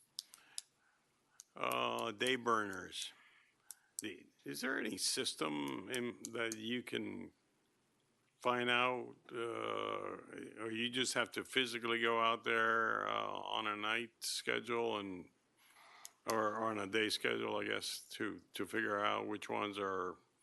I have an amazing staff, and in particular, Mr. Nathaniel Diaz, who arrives very early, drives around, and during the day also keeps an eye on all the lights. So I do get a report on those day burners, and we do report them to FPL. If they're FPL, if they're ours, we go in and we will address them.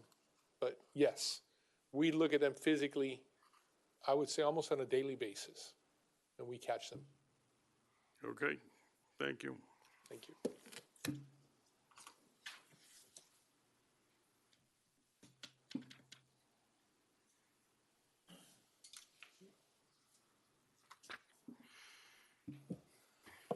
All right, I'll take this one. So the last department here is finance and admin. So this 13 personnel is probably the most wide-ranging in skill sets in what they do. So this includes finance, procurement, the manager, the office, his team, chief of staff, communications, human resources, and IT. So I think I named everybody. So collectively, we are admin services. The increase here, same as most of them, primarily personnel driven and slight increases to contractual and more on OPM. Below there, you'll see sort of the focus areas of what these different areas within admin are going to be working on and into the new year. questions? I'm glad you've included strategic communications. Always critical. What's newcomers onboarding mean? New hires? Yeah, so new hires creating a standardized onboarding procedure where, signing up for direct deposit and typical HR functions. I'm just gonna put a little plug in here for the disability awareness training. It needs to be ongoing. It can't be just once, and we need to really focus on requiring our contractors also to have their staffs get that. So it's an ongoing need. But what opportunities are you looking into with AI? When you guys say AI operations and integration, what are you looking at? Can you tell us a little bit? Yeah, primarily now the focus is on staff efficiencies. I mean, what we're really trying to do, and we've already done some of this on our own, is really look at, when you look at a municipal government, we're all doing such varied tasks. When you talk about fire, police, public works, or even the items in admin, and looking at where can we free up staff time to do higher level type thinking work or better customer service type work. That's our currency with our residents, customer service. So, for instance, in our department in finance, we've used AI to help input vendor payments and get payables in and reconcile. So every time we can, something that somebody was number crunching before and taking a lot of time and hours doing, now we free them up to do more high level analysis or to redirect them to do better customer services. What our really focus is now, it's not on cost cutting or not on cost cutting yet. I mean, that's not really our primary focus, but should we see the impacts of some of these Well, it should property tax significantly reforms? It help could you be, right? reduce time in reviewing contracts or looking at spreadsheets. I mean, and I'm I know talking it- basic utilization. With the building department, if we can turn over a permit faster with using Right. AI to examine, looking at software to look at building reviews and kind of giving notes before a human has to even look at it, that's a win for us too. So now you're using that permit clerk to really doing a little more high level analysis on the permit application. So there's not an easy answer because everyone's using it a little bit differently. We're about to kick Right. off with a consultant to help guide us through and sort of workflow all of That's a our good processes. idea. Yeah. And she's going to help us then determine which of the ROI ones we want to attack. Steve and I know there's a lot of ones that we could probably already name, but they're going to help workflow them. So we have a document, and then we're also going to then prioritize them to say which ones we really want to look at first. Great. I'm very curious and interested to know what you guys are doing with AI. I think that would be Well, look, fascinating. we've probably now met with maybe 10, 15 different folks who come in and say they can do certain things. And I'm sure they can. But the thing is, we just don't want a piecemeal thing. Different types of operations. We want to look at holistically. This is here to come. And so I want to be very careful that we just don't jump on the quick, brightest thing that flashes out there. So I understand. there are some very, very capable, and this is something that Benjamin is assessing, village-wide or municipal-wide systems that create a sandbox that you can operate within. It basically looks into all of your existing information inside the village, and it does the functions that pretty much you tell it to do. Right. But why don't you talk about some of them that you have seen that you thought were effective? Yeah, That we're considering adding into this sandbox, so to speak. Yeah, so the manager and I were at a city managers conference, and we saw some of the demos of some of these softwares that were geared specifically towards municipal governments, and some of the features they had, obviously, I think are really would be an improvement on the current. As someone who constantly is, when we're preparing agendas, watching a lot of council meetings, whether they're a year ago or 10 years ago, and I think I remember when they are, and you've got to kind of query through meetings, minutes, agendas to find the right document. This one is going to voice recognize the council. I can search a specific item and say, what did the mayor vote on this in 2014? And it'll bring up all the dialogue and the analysis. So when we're bringing an item back, we already kind of know, or what were the public comments on this specific issue? So it's going to be able to use voice recognition and kind of catalog all our old meeting minutes that are in Granicus. So I think that's a huge time. So someone who does it a lot myself, it's a huge time saver. Additional capabilities that they have are for agenda writing. I mean, right now, you guys see the agendas that we write. They take a lot of time that we put together for the council meetings. They're going to be able to I guess, have a more uniform agenda. We try to put the same components on there where we talk about background, justification, impact. Hopefully they look like they're written from the same author once we implement this software to get it into the manager's preferred writing style. Some of the other items, tools they had was something also I do a lot, which is benchmarking against other municipalities. One of the most common questions I get from you all is, what are these other municipalities doing? Right now, that involves me going to each one of their budgets one by one, looking at the information. They all present it in their budget books, slightly different. Right now, that software is able to really, I can search an issue, get, let's say, building permit rates from 6, I can give it the municipalities we want to benchmark against. So it's really got some embedded functionality that, you know, the tasks that we do every day, it's really geared towards municipal government. So there's 2 big leaders in that space. We're trying to be conscious in getting the right one and looking at some of the other municipalities they've already signed with and learning from them on their onboarding and some of the difficulties they had getting them launched, so we don't make those same mistakes and we're ready to go from day one. I would think that the clerk's office would be a prime example for AI. So poor Jocelyn's always burdened by these requests and all this stuff. I would think that's perfectly for an AI thing, rather than have an additional person, or we have an additional person doing work that AI would be able to do. Yes, we talk about meeting minutes. That's obviously one of the places AI is probably furthest. The other one being in public records requests. If somebody makes a request, can it recognize and say, hey, on our financial website, that information already exists? So I would say the best public records request is the one that never has to be made. When someone starts typing something, logically it says, oh, the fiscal year 22 budget, yes, that's available here. Can I direct you there? And then the request never gets made. So that's a big win. So yeah, it definitely works in her office. How about, I also been reading about building plans, zoning reviews, mechanically, AI doing it rather than individuals. Have you guys seen anything like that?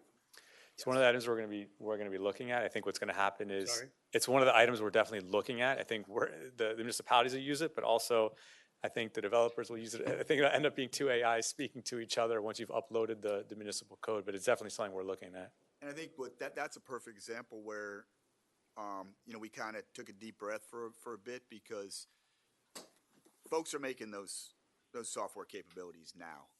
We want to be careful not to buy in too early. We really want to see how that goes. We know it's going, and we know that the permit and plans review process is a very AI-able, if that's a word. I think it's going to become Well, I just invented a new AI-able word process. there. We just don't want to buy in it too early, right? I'm not saying buy in, I'm just. No, we're recognizing. Reviewing any Jeremy's systems watching are now very closely. available on the market, and what do you think of them? That's all. Yeah, and we're evaluating them as they come down. That's all. I think, you know, if I may just add one quick thing, workflow is great. Perhaps also look at risk. AI could, and I'm speaking in very general terms, help de-risk. You know, in a question of patterns, and I'm looking at maybe at a construction project goes out to bid. Why do projects go south? Why do you know, from a moment you define a need to the moment the contractor hands you the last bill and it gives you the project, what areas, it helps you define the risk of where the project can get stuck, where the money, you know, where you start getting more into a sunk cost condition. I think all those things are really good to use since AI reads patterns really well. I would encourage you guys to, you know, looking at de-risking decisions or de-risking processes. You can also de-risk RFPs as well. De-risk RFP, that's a great idea, yeah. Because that can help you, it'll, you know, what did we go wrong in this project? What did we go wrong in that project? And then you start defining common patterns that later on you can. And this is why we're going to kick off this process. You know, we came to the realization, you know, Benjamin and I are the ones who are primarily focusing on this, trying to drive this. We came to the realization that we can't do it alone. We don't have enough time. We don't have enough effort. So we're going to bring someone in to help us do that. But 2 things you are going to see. Hopefully you've seen the way in which we've structured the Public Records Hub. It's very organized now. Not only is it organized for your traditional access, but it's also going to be very easy to place a bot on there. So once we figure that out and the way that it can benefit us by still meeting state law, we're going to use that. You're going to see real soon, hopefully within the next couple weeks, we're going to have a trial bot on the website where you can go and ask it questions, and it'll point you in the right direction on our website. Ultimately, if it works, we'll trademark that and get it. Maybe the rat. I don't know if we'll bring the rat back. But right now, it's just going to be a standard bot that. I like that. As part of the little cursor. No, that's right. Well, that's what I'm talking about. It may be, but we're not there yet because we haven't trademarked it. We haven't branded that. But these are all things that we're thinking about. Our current website gives us a 30-day trial. We're going to give it a try. We don't think it's the best one out there right now, but we're going to give it a chance. We're going to run with it. We're going to ask you guys to run with it, see what you think. We're going to ask the residents to see how it gets their feedback, whether it meets what they're looking for, whether they're comfortable with it. Some people are, some people aren't. So we're in that transition period. So we're starting to do some. When's it going to be live? Is Jessica here? Nope. In the next few weeks. How's that? Good. But we'll definitely let you know when it Okay, goes, because that's we're going to want you also. We want you to try it, right? We're going to want you to actually Well, to ride it, and see how it works. How about an element of continuing education and training for our staff on how to use AI in their day-to-day, for example? That'll be part of it. Okay. And part of that will be, do we do the sandbox type system, which is basically it creates its own agent, and therefore you operate within that agent? Yep. And or do we choose to pick a enterprise-wide agent? Well, I would even say just as basic as learning how to prompt, just to get people familiarized with what's coming very quickly.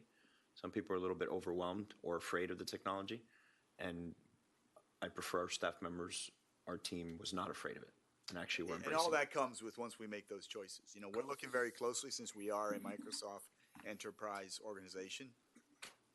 Will Copilot be effective to do that? We're going to evaluate that. Is it something else that we want to layer on top of it? Once we make that choice, there has to be training, not just the actual physical training, but also the cultural change 100%. on how you actually employ that. And I also want to add that the training and in creating our rules, regulations, and guidelines for use is part of that scope of the contract by the sign. The second part triggered me thinking, I remember Councilmember Stoner brought up the frustration of using the website to find certain documents. When we started looking at that, we realized we have a lot of information in Laserfish on our website, but obviously if you can't find it, it's not valuable. So when we're looking at either a solution that's provided by the website, probably wasn't the strongest use of it. Do we wait for the softwares we already utilize to come up with their own AI component, or go beat them to it and find a separate AI to then use? So we're kind of evaluating both to see which is the smarter approach. We have been advised well about not signing a long-term deal with any AI because it is changing so fast. So we're being pretty cautious in trying to figure out what's the right. Maybe AI could, for free, convert everything to searchable PDF for us. So in Laserfish it is, but the search functionality is probably the weak spot of it. So. One of the things we also want to be careful about is when we go live to the public, we got to retain our credibility, right? So, I'd rather us fail internal and know that we're failing and figure it out and recock, and then fail on the services we're providing to the residents. So on what we put out there, we're going to trial some. We're going to make it clear that it's trial. But when we make the decision, we want to make sure that that's right. Because we don't want people to then be put off by it. That would be a bad way to go. Okay, now that we've moved through all the departments, just the annual update on our general fund debt status that we're carrying. We're still carrying debt from old school improvement and sewer improvement projects, as well as the 2021 fire engine. The good thing to note is that total debt sums to about $5 million total outstanding. Because the property appraiser gave us a $12.2 billion valuation, 1% of that under our village code is $122 million. So if you take the $122 million, subtract the $5 million outstanding, we have a debt capacity of $117 million.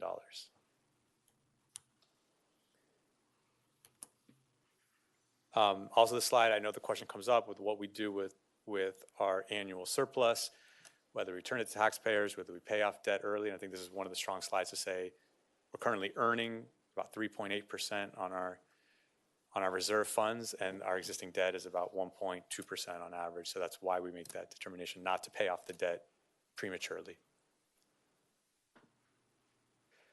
You've heard from all the departments. Here's how the expenditures actually roll up with all departments. Here it looks like a total $44.5 million budget. However, we are going to be adding the menu of capital projects on top of this to say, how is that going to impact our existing millage rate, what we're able to do under our existing millage rate, or tonight is the night we're going to set what's our maximum millage rate to say, do we want to set it higher and have flexibility over the summer to fine tune. We've talked about expenditures in terms of how we process our budget. We always start on the expenditure side first. A few months ago, I met with all of our department directors. They go over their budgets with me, their plans for the next year, and we painstakingly go through all expenditure line items. At that point, we don't know the June 1st estimate from the property appraiser. It doesn't really matter. We do this from the expenditure side up, and then we lay on the revenues to see where it all lands. So as I mentioned, even before we start talking about property tax reform, our valuations only increased 4.2% this year. I wanted to show how that measured comparatively with some of the prior years where we had much larger gains, to see why when we get to the capital project, it's going to be more limited to what we can do staying under the existing millage rate. Do you think that the market works in these up and down movements? We had 3 years, if you look at that slide, 2 negative, 1 almost at 0, and then you have good years and bad years, right? I think when I look at the change between years and I look at how we benchmark against other cities, I think that because of the fact that we're only 37% homesteaded, we do have these bigger fluctuations.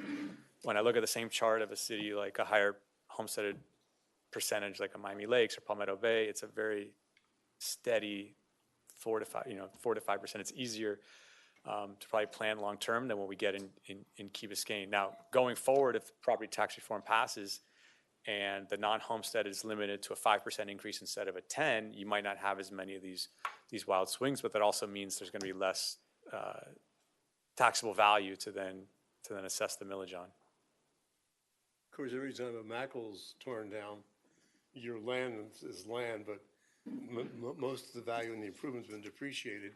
All of a sudden, you're starting with a new base, which is great for us.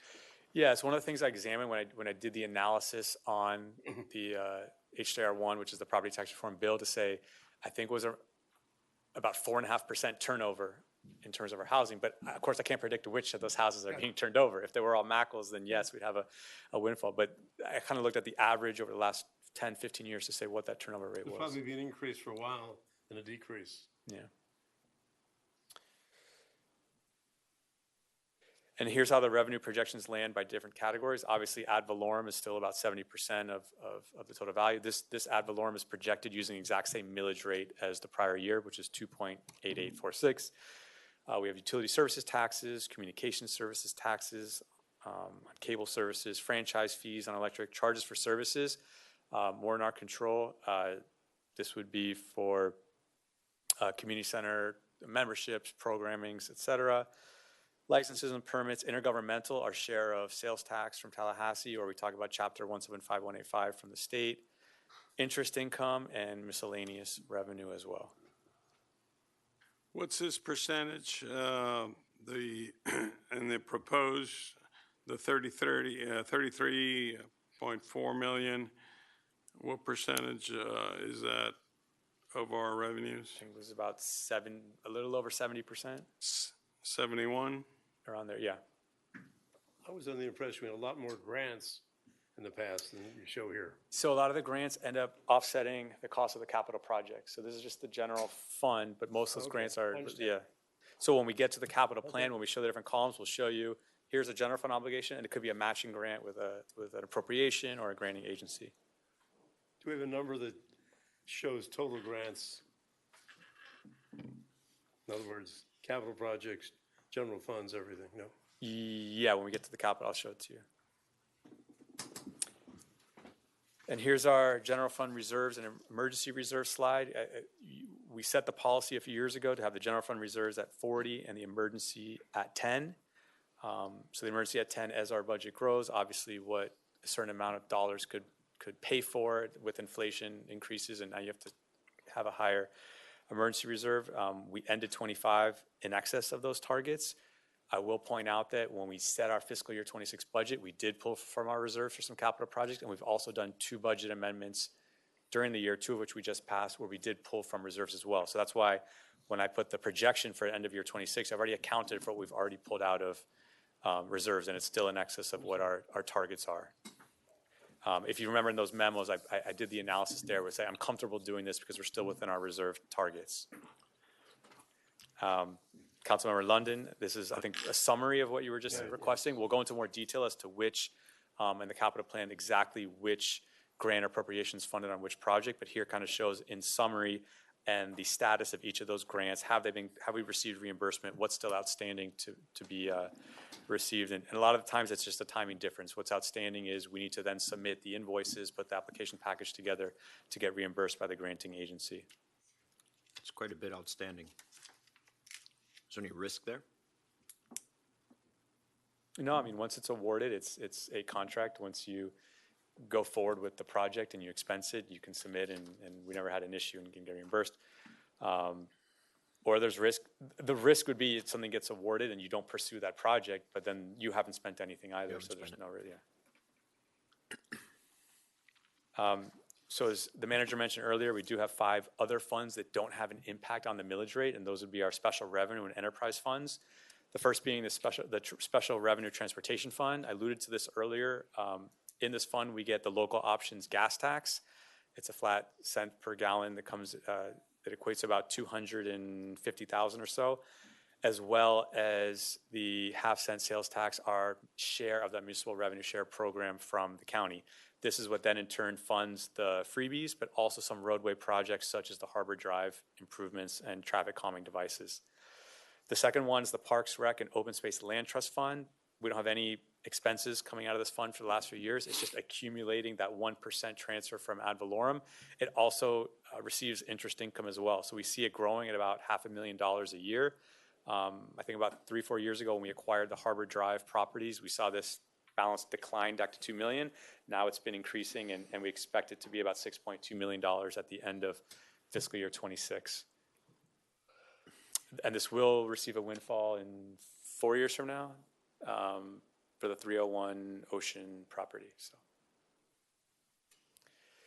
then we have the special revenue fund for the building fund. Remember, this is isolated, and Jeremy mentioned this too, only for expenditures to help enforce the Florida building code. So you will notice the fund balance has decreased there, and that is by design. We did do those major building renovation programs within the building department. So we are also closely monitoring that end of year projected balance, because that we are guided by state statute into how much we're allowed to keep in fund balance. It has to be the average of the prior year of 4-year expenditures. So we're always constantly monitoring that. We believe the new house, we're also in a little flux now as this new HB 803 gets impacted because of the new permitting schedule. So we're gonna have to even monitor that even closer to see what the impacts of that new House bill are. Then we have our 2 enterprise fund. We have the stormwater funds, where we assess stormwater utility fees and pay for operations and maintenance of our existing stormwater system. And also that's where the new Clean Water State Revolving Fund debt is going to be paid out of. And lastly, the solid waste fund for the 1,300 homes that receive garbage and recycling services. On the stormwater, what's the basic budget there year to year? Right now we're at $2.5 million. Now, obviously, that's going to be the one that's going to change the most depending on the decisions with the stormwater system that are made at council. So, right, but I mean, the amount that you use to clean the wells and all that stuff, what's that number? Probably 1.3 million in Okay. operating personnel costs. I mean, if we did nothing else, you'd still have to spend. But in addition, we still have existing stormwater debt from a long time ago. They're still paying, plus the Clean Water Revolving Fund that we're paying as well. So there are some existing costs. Even if you said you did nothing else, we have existing debt that we have to pay every year. So it's still somewhere in the So about $2.5 million total when we include the existing debt in there. Oh, okay, okay. Okay, so now what we've talked, all the departments, the debt, the other funds, the baseline budget, and I want to emphasize the word baseline here, because this is the number that we need come October 1st to keep us operating, to keep the utilities paid, to keep our Personnel paid is $44.4 million. Obviously, we always go a little above that and include some capital projects that we prioritize. And we're going to show you which capital projects we can include that go above the $44 million baseline while still staying under our existing millage rate and our recommendation of where we want to end tonight at the maximum millage rate. So that $44 million results in a baseline millage of 2.653. Our existing millage is 2.8846. So what we've done here is shown the impact of each one of these prioritized capital projects, how it impacts that millage, and what the percentage changes from the existing millage. So where the green line represents is our recommendation for the night. You will notice that's an increase to a millage rate of just over 3.0066, which would be a 4.2% increase. I do want to mention that we have done the same program for, I think, 5 years together, the manager and I. When it comes down to those September hearings, we've always managed to keep the millage rate at least the same or lower all those years. This allows us flexibility over the summer for a few things to happen. The first one being that tomorrow, the Miami-Dade County property appraiser is going to release the July 1st estimate. We anticipate that 4.2% increase. I'm guessing it'll be about 4.5%. That'll generate an extra $75,000 or $80,000. It also gives us flexibility over the summer to fine-tune some of the revenue estimates, to fine-tune some of the expenditure items as well, to hopefully include all these items that are above that green line at the existing or lower millage rate. You will notice that below the line, there are very essential items as well. We talked about, the fire chief mentioned the critical piece of equipment of the fire engine. We talked about the Calusa Park Court lights, which these items are highly prioritized, and it is a lot of work to try to make sure which ones make the cut, which one don't, and we're going to try our best to get them all in there under the existing millage rate, but this is kind of the challenge in creating the budget when there's so many high priority items. So, do we want to discuss from here? You want to show the full capital project list with the funding sources as well? Well, that's up to the mayor. Do you want to talk about these? Do you want to move forward, look at the entire capital plan, or how would you like to proceed on this? I think we ought to have a little conversation about these and before we move forward. I'm on page 30 here, right? You see the two little stars on three of these things. It'd be probably, I mean, we could eliminate them, but probably we are getting matching funds or there's some grant money in there. So those three would be hard to do away with if people felt strongly they didn't want them. So just wanted to point that out to you. The police boat, I think we're getting completely paid for. No. Right? No? No, that would be, if we are accepted, and it's pretty good that we will, it's 125,000, and 204 is our portion of it. Oh, that's right. And the mayor is right. We did not put that in the bottom of the legend, but yes, those things with the double asterisk are matching funds that have equivalent matching funds. So in this slide, you'll see the police boat request from the general fund is 204, but the 125 is a grant, so it's a total cost of 329. So that's why it has the two asterisks. Go over the mast field too. Same thing. Yes, so the Mass Field, that the agreement that we just approved last month is a 50-50 split for the construction or renovation of the Mass Field. So that would be 1.25 for us, 1.25 for the school district.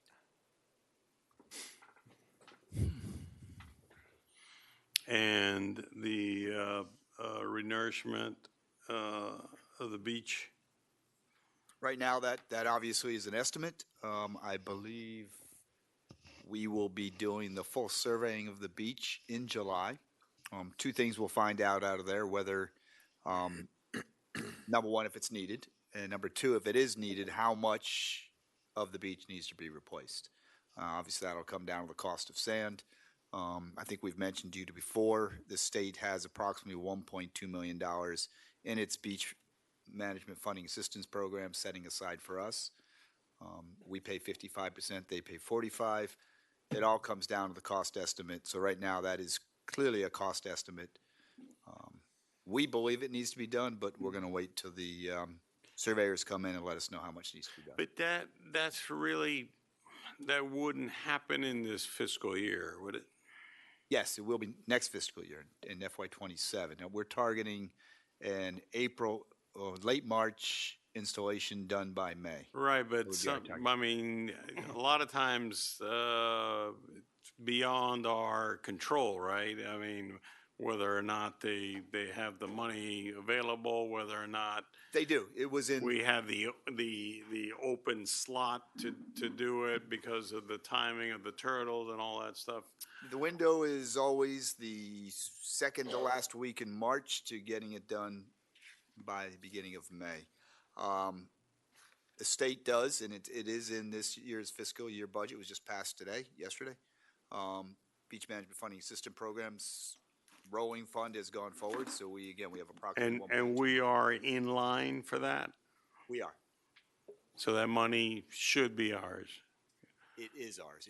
It's in our account. It is set aside in our line under for the Village of Key Biscayne's. Okay, all right. So then just reinforcing what I said, it'd be hard to knock those three out. The item below the line that caught my attention is the generator in the community center. Can that wait?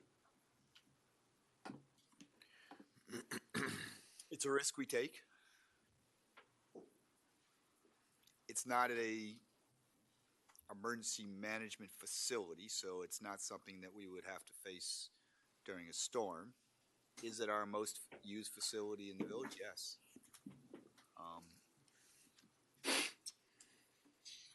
Does the air conditioner frequently go down? Yes. That would be a risk we would take, and this is obviously a risk-based decision process we have to go through. The generator isn't the air conditioning. No, but if power goes The air out. conditioning is air conditioning, and that's just repaired now. No, but right? if the power goes out, it would. Steve, when you say it's a risk, are you talking specifically about the potential impacts for the amendment? When you say that you Well, there's multiple risks to it, but we could make a bad call and this generator could die between okay, now. so you're talking and that's what I'm specifically saying. on that, yeah. Right now, it's kind of limping on life support. How many hours is So that? this is kind of like the roll-up of everything that we're talking about, but my question is, we've spoken about the amendment, we've spoken about the impacts. Is this budget taken into consideration, but our first year? I know we would not be affected on the first year, but are we considering in order to alleviate the second year? You see where my question is? Yes. We don't want to come in and say, okay, the amendment passed, now the millage rate has to go. I don't want to leave that legacy to any future council. No, so I think we need to. the be first year carefully being fiscal year responsible. '27, which is the one we're setting, has no impact. But the first year, if it does pass, there is an impact. There's $800,000 that we'd have to make a decision, and you saw Right. some of the revenue increases or expenditure decreases we could do. The other thing, when we look at prioritizing these projects, is these are the bigger ticket items to say, could you make up the $800,000 with just deferring or delaying these is a decision where we're not trying to saddle the future council with that decision of having to increase the Right, millage. that's a Yeah. good thing to do. And obviously, if there is, okay, so let's say we incorporate that risk and the amendment does not pass.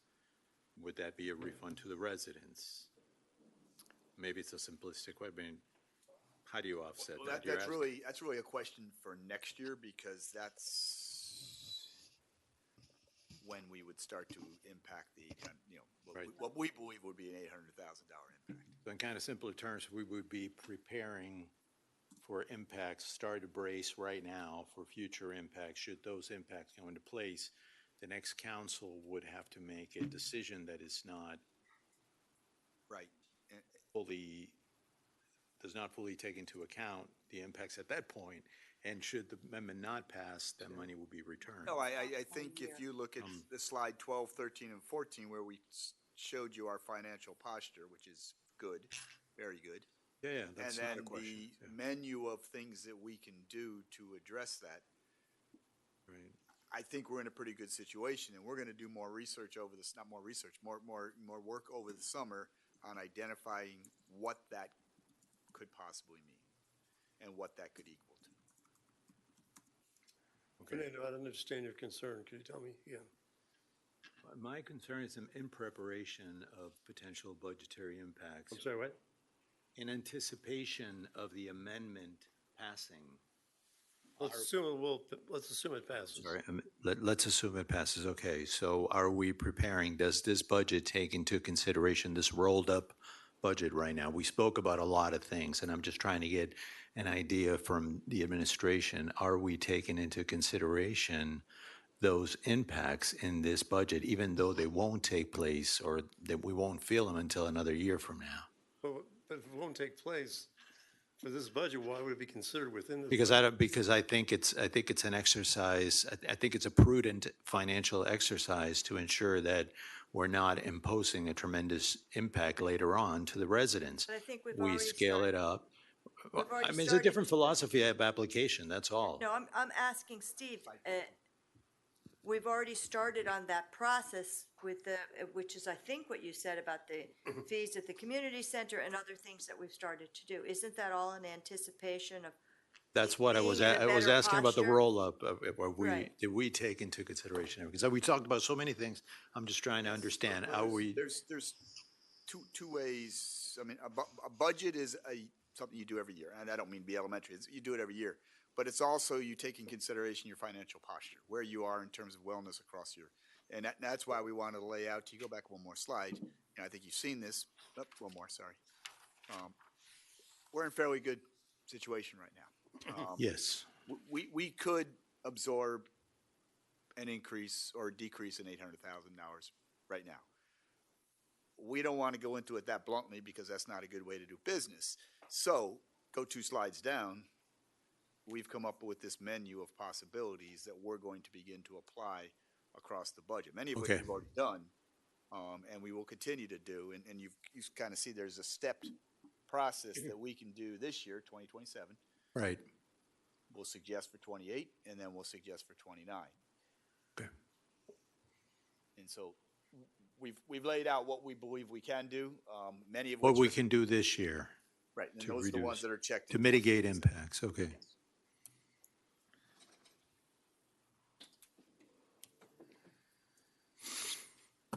Okay.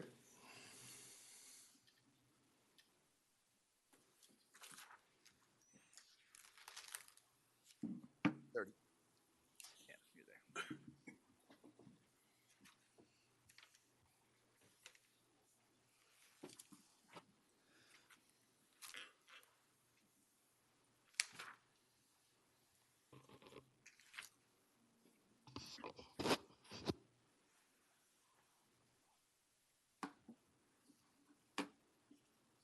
Where are you at, Benjamin? So we're on slide 30 here with the proposed new initiatives. So the green line is the recommendation from the administration to set the maximum millage rate at the 3.0066 to allow us flexibility over the summer. We cannot go up from here, but we can always go down, which has been our track record. So that's our recommendation. From there, if we can get all those projects included in at a lesser millage, obviously we'll bring it to you. If we're somehow fortunate enough to get items below the cut line within, we'll bring you that option too come September. If a motion is timely, that's what I would move. Do it. Timely. By the way, the lead time on the fire truck procurement is also an asterisk under the line. It is a concern. And, like we had to do with the rescue trucks last time, when we submitted that letter to hold or to build for us, we also had to simultaneously put that money aside because we were creating an obligation to the village. So as you see, it rides in the capital plan each year. We would have to make the same decision, but that's a $2.3 million decision. Right. That's one way of doing it. The other one could potentially be use reserves. The other one could be use debt. So those are kind of unless there's another one, is there a possible other option? But you made the point earlier, I think this is what I Benjamin gleaned. gets very nervous when I say the word debt, by the way. It's like I get when I Gotta hear the step word back. coupon. You made the point that the reserves are approximately paying debt service. More than the current debt, I mean, Double. triple, actually. Those are obviously options, right? And we're going to look at all the options out there. So yes, while we've been debt averse, and I think one of the reasons the manager mentions that we are is when I look at other municipalities, we have some of the most restrictive use of debts when you talk about our debt capacity limits at 1%. The other municipalities do not have that. If they have anything, it's at a higher number or it's at a percentage of their operating budget, which is much higher. So I've always tried to preserve that space for some of the longer term infrastructure needs when we're borrowing over 30 years. A fire truck is probably a 10-year borrowing. So why can we finance it for 10 years, since basically the next 9 years after the first year are going to benefit from it also? Why should the taxpayers pay in 1 year? It doesn't make sense. We could. I mean, it's a philosophical. Well, philosophical, you see these capital improvement projects, and I'm all for them, but the question is, let's say we had something that costs $200 million. We go back to the people, say, hey, this is it. They want this thing, you got to raise the cap. I mean, you're assuming that nobody will raise the cap, even if the infrastructure project is good. And that's wrong, because if it's a good project and the residents want it, why wouldn't they raise the cap? I think I'm operating under the rules that we have. No, but and we did well, have you're that. making the assumption that they won't raise the cap because it's going to give them a lousy deal. If you're going to a good project, why wouldn't they raise the cap? In the charter revision, it was an item. I'm sorry? It was part of the last charter revision that's fine. committee. We increased it and it got. But that's not today. I have a question on the We fire could potentially engine. do it again, but that's obviously something So- the council will consider. On the fire engine, isn't this, if we ordered it, we still wouldn't get it for 2 years? What was the, For the truck? 4, I think, right? Up to 5, potentially. okay, 4 years, that's what I think I remember. 4 to 5. And so we have to, if we were to put that in our projects now, we have to put that number in now, but we're not actually going to be paying those monies out? That's right. But you So- do have, We have to you have to pay some. identify the money and put it aside. In other words, if you're going to commit to buying something in government finance, you have to put aside that money. Don't you have to put a deposit? He's saying you have to put You might. aside the We didn't money. have to do that for the rescue trucks, but, you know, it really Still depends on committed. the agreement, and it really depends on who we would have that agreement with. In other words, it wouldn't be one of Let's the. say you intend to finance it, Steve. Why would you put it aside? Well, we would In have to. other if words, we you were need a gonna finance it. commitment from a bank to say, okay, fine, they will finance it. Once it comes, then you don't have to put it aside? No, we wouldn't have to. That would be collateral from the bank. So basically, if we don't want to have it, then we have to have our bank say, hey, you guys got good credit, we'll charge you the prevailing rate at the time, and then we don't have to put it aside. Is that right? I think we still need to issue a purchase order to the vendor. I mean, Obligating the The funds. fire trucks come, usually what happens is they require us to put up some deposit and we make a commitment that we're going to fund this subject to budgeted funds. We usually put an exception, but they do require something to start building the fire truck. Deposit. Yeah. But in the meantime, we have to take all the money out in the budget. Is that what you're saying, Steve? Yeah, you're right. That makes sense. The money's encumbered. You know, when you have a plan, typically it's 3-5 year plan. So I don't know, usually the unencumbered, the first couple years in that it's going to be encumbered, but like year 4 and 5 is unencumbered. So you just have it planned. So it's You're not part of charging it. the first year. No, I mean, but you have to budget. have it encumbered eventually. But I mean, yes, I don't know how you show it in year 1. I'm just wondering I mean, what I've if there's some way that we could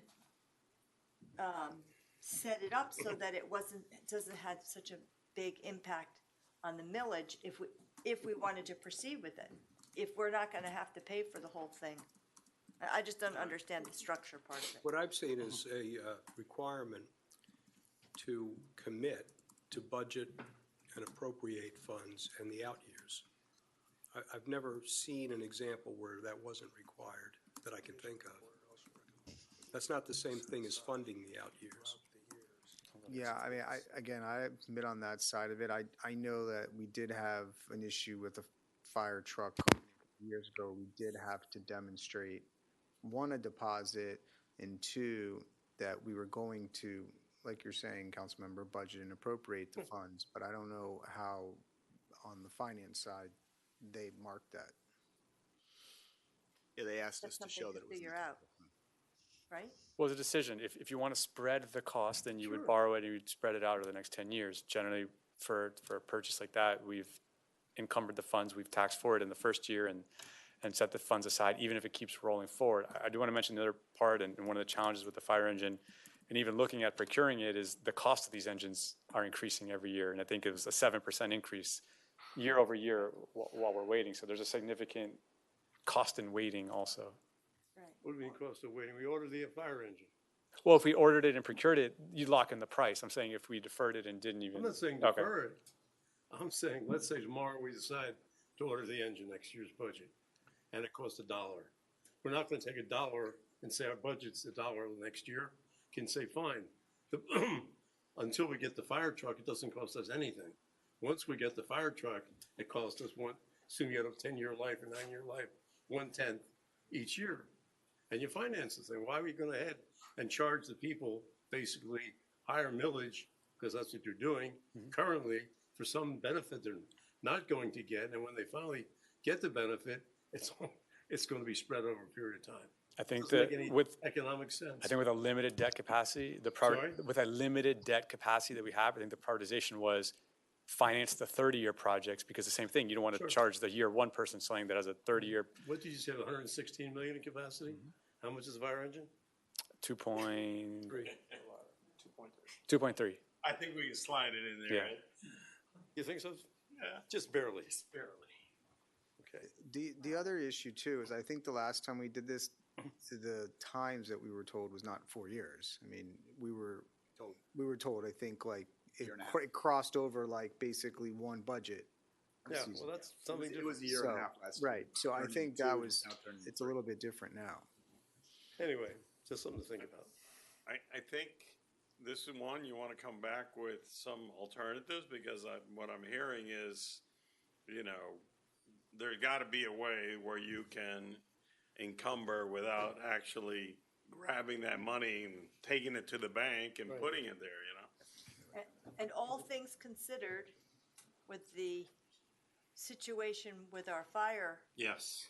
this isn't something that we can put off, I don't think. Well, no, we're not talking about that, we're just over the Right, well, we're financing. talking and about she's whether or not- reinforcing the. Right, whether or not that's No, no, something that's that's, my whole thing. we should, So the question of do we need it, is a question of how you pay right, and how I you. want to get it above the green line. There are three ways to do it, and we'll evaluate all three. Okay. One is current general fund. Yep. 2 is reserves. 3 is a loan.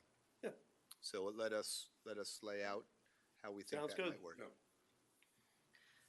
So the clerk advises me that a motion is not in order, but rather consensus is desired. So you can count my support for the recommended maximum millage. And I will excuse With the myself. caveat that they will, I would be Yes. shocked if it wasn't. The caveat that they will Come back. bring it down. with some, As they always do. Right. I'm going to have to excuse myself. I have- Okay, well, You're no, excused, let's- sir. so it's let's get consensus while of you're here. council? But are we going to include the fire engine in that or no?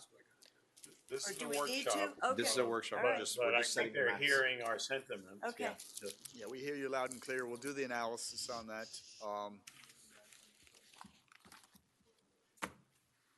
don't think we need to. Set the max. Is there a consensus? I'm sorry.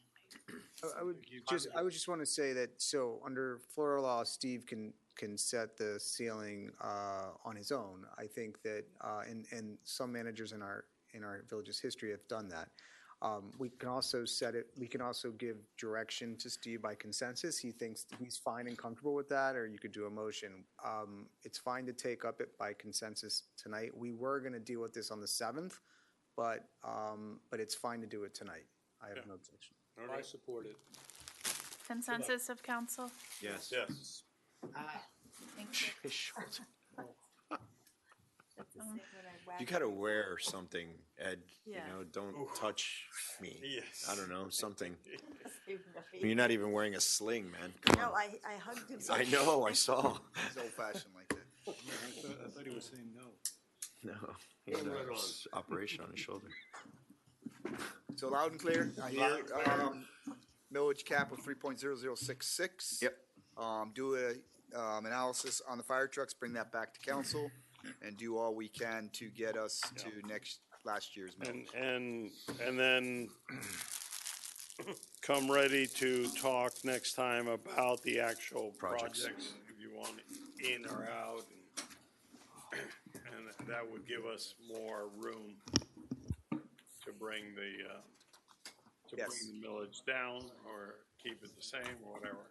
And you, obviously you all recognize, because you picked them right out, there's some of those that are below the line, that we would like, the Calusa Park lights, the generator at the community center, as well as the fire truck, all very important.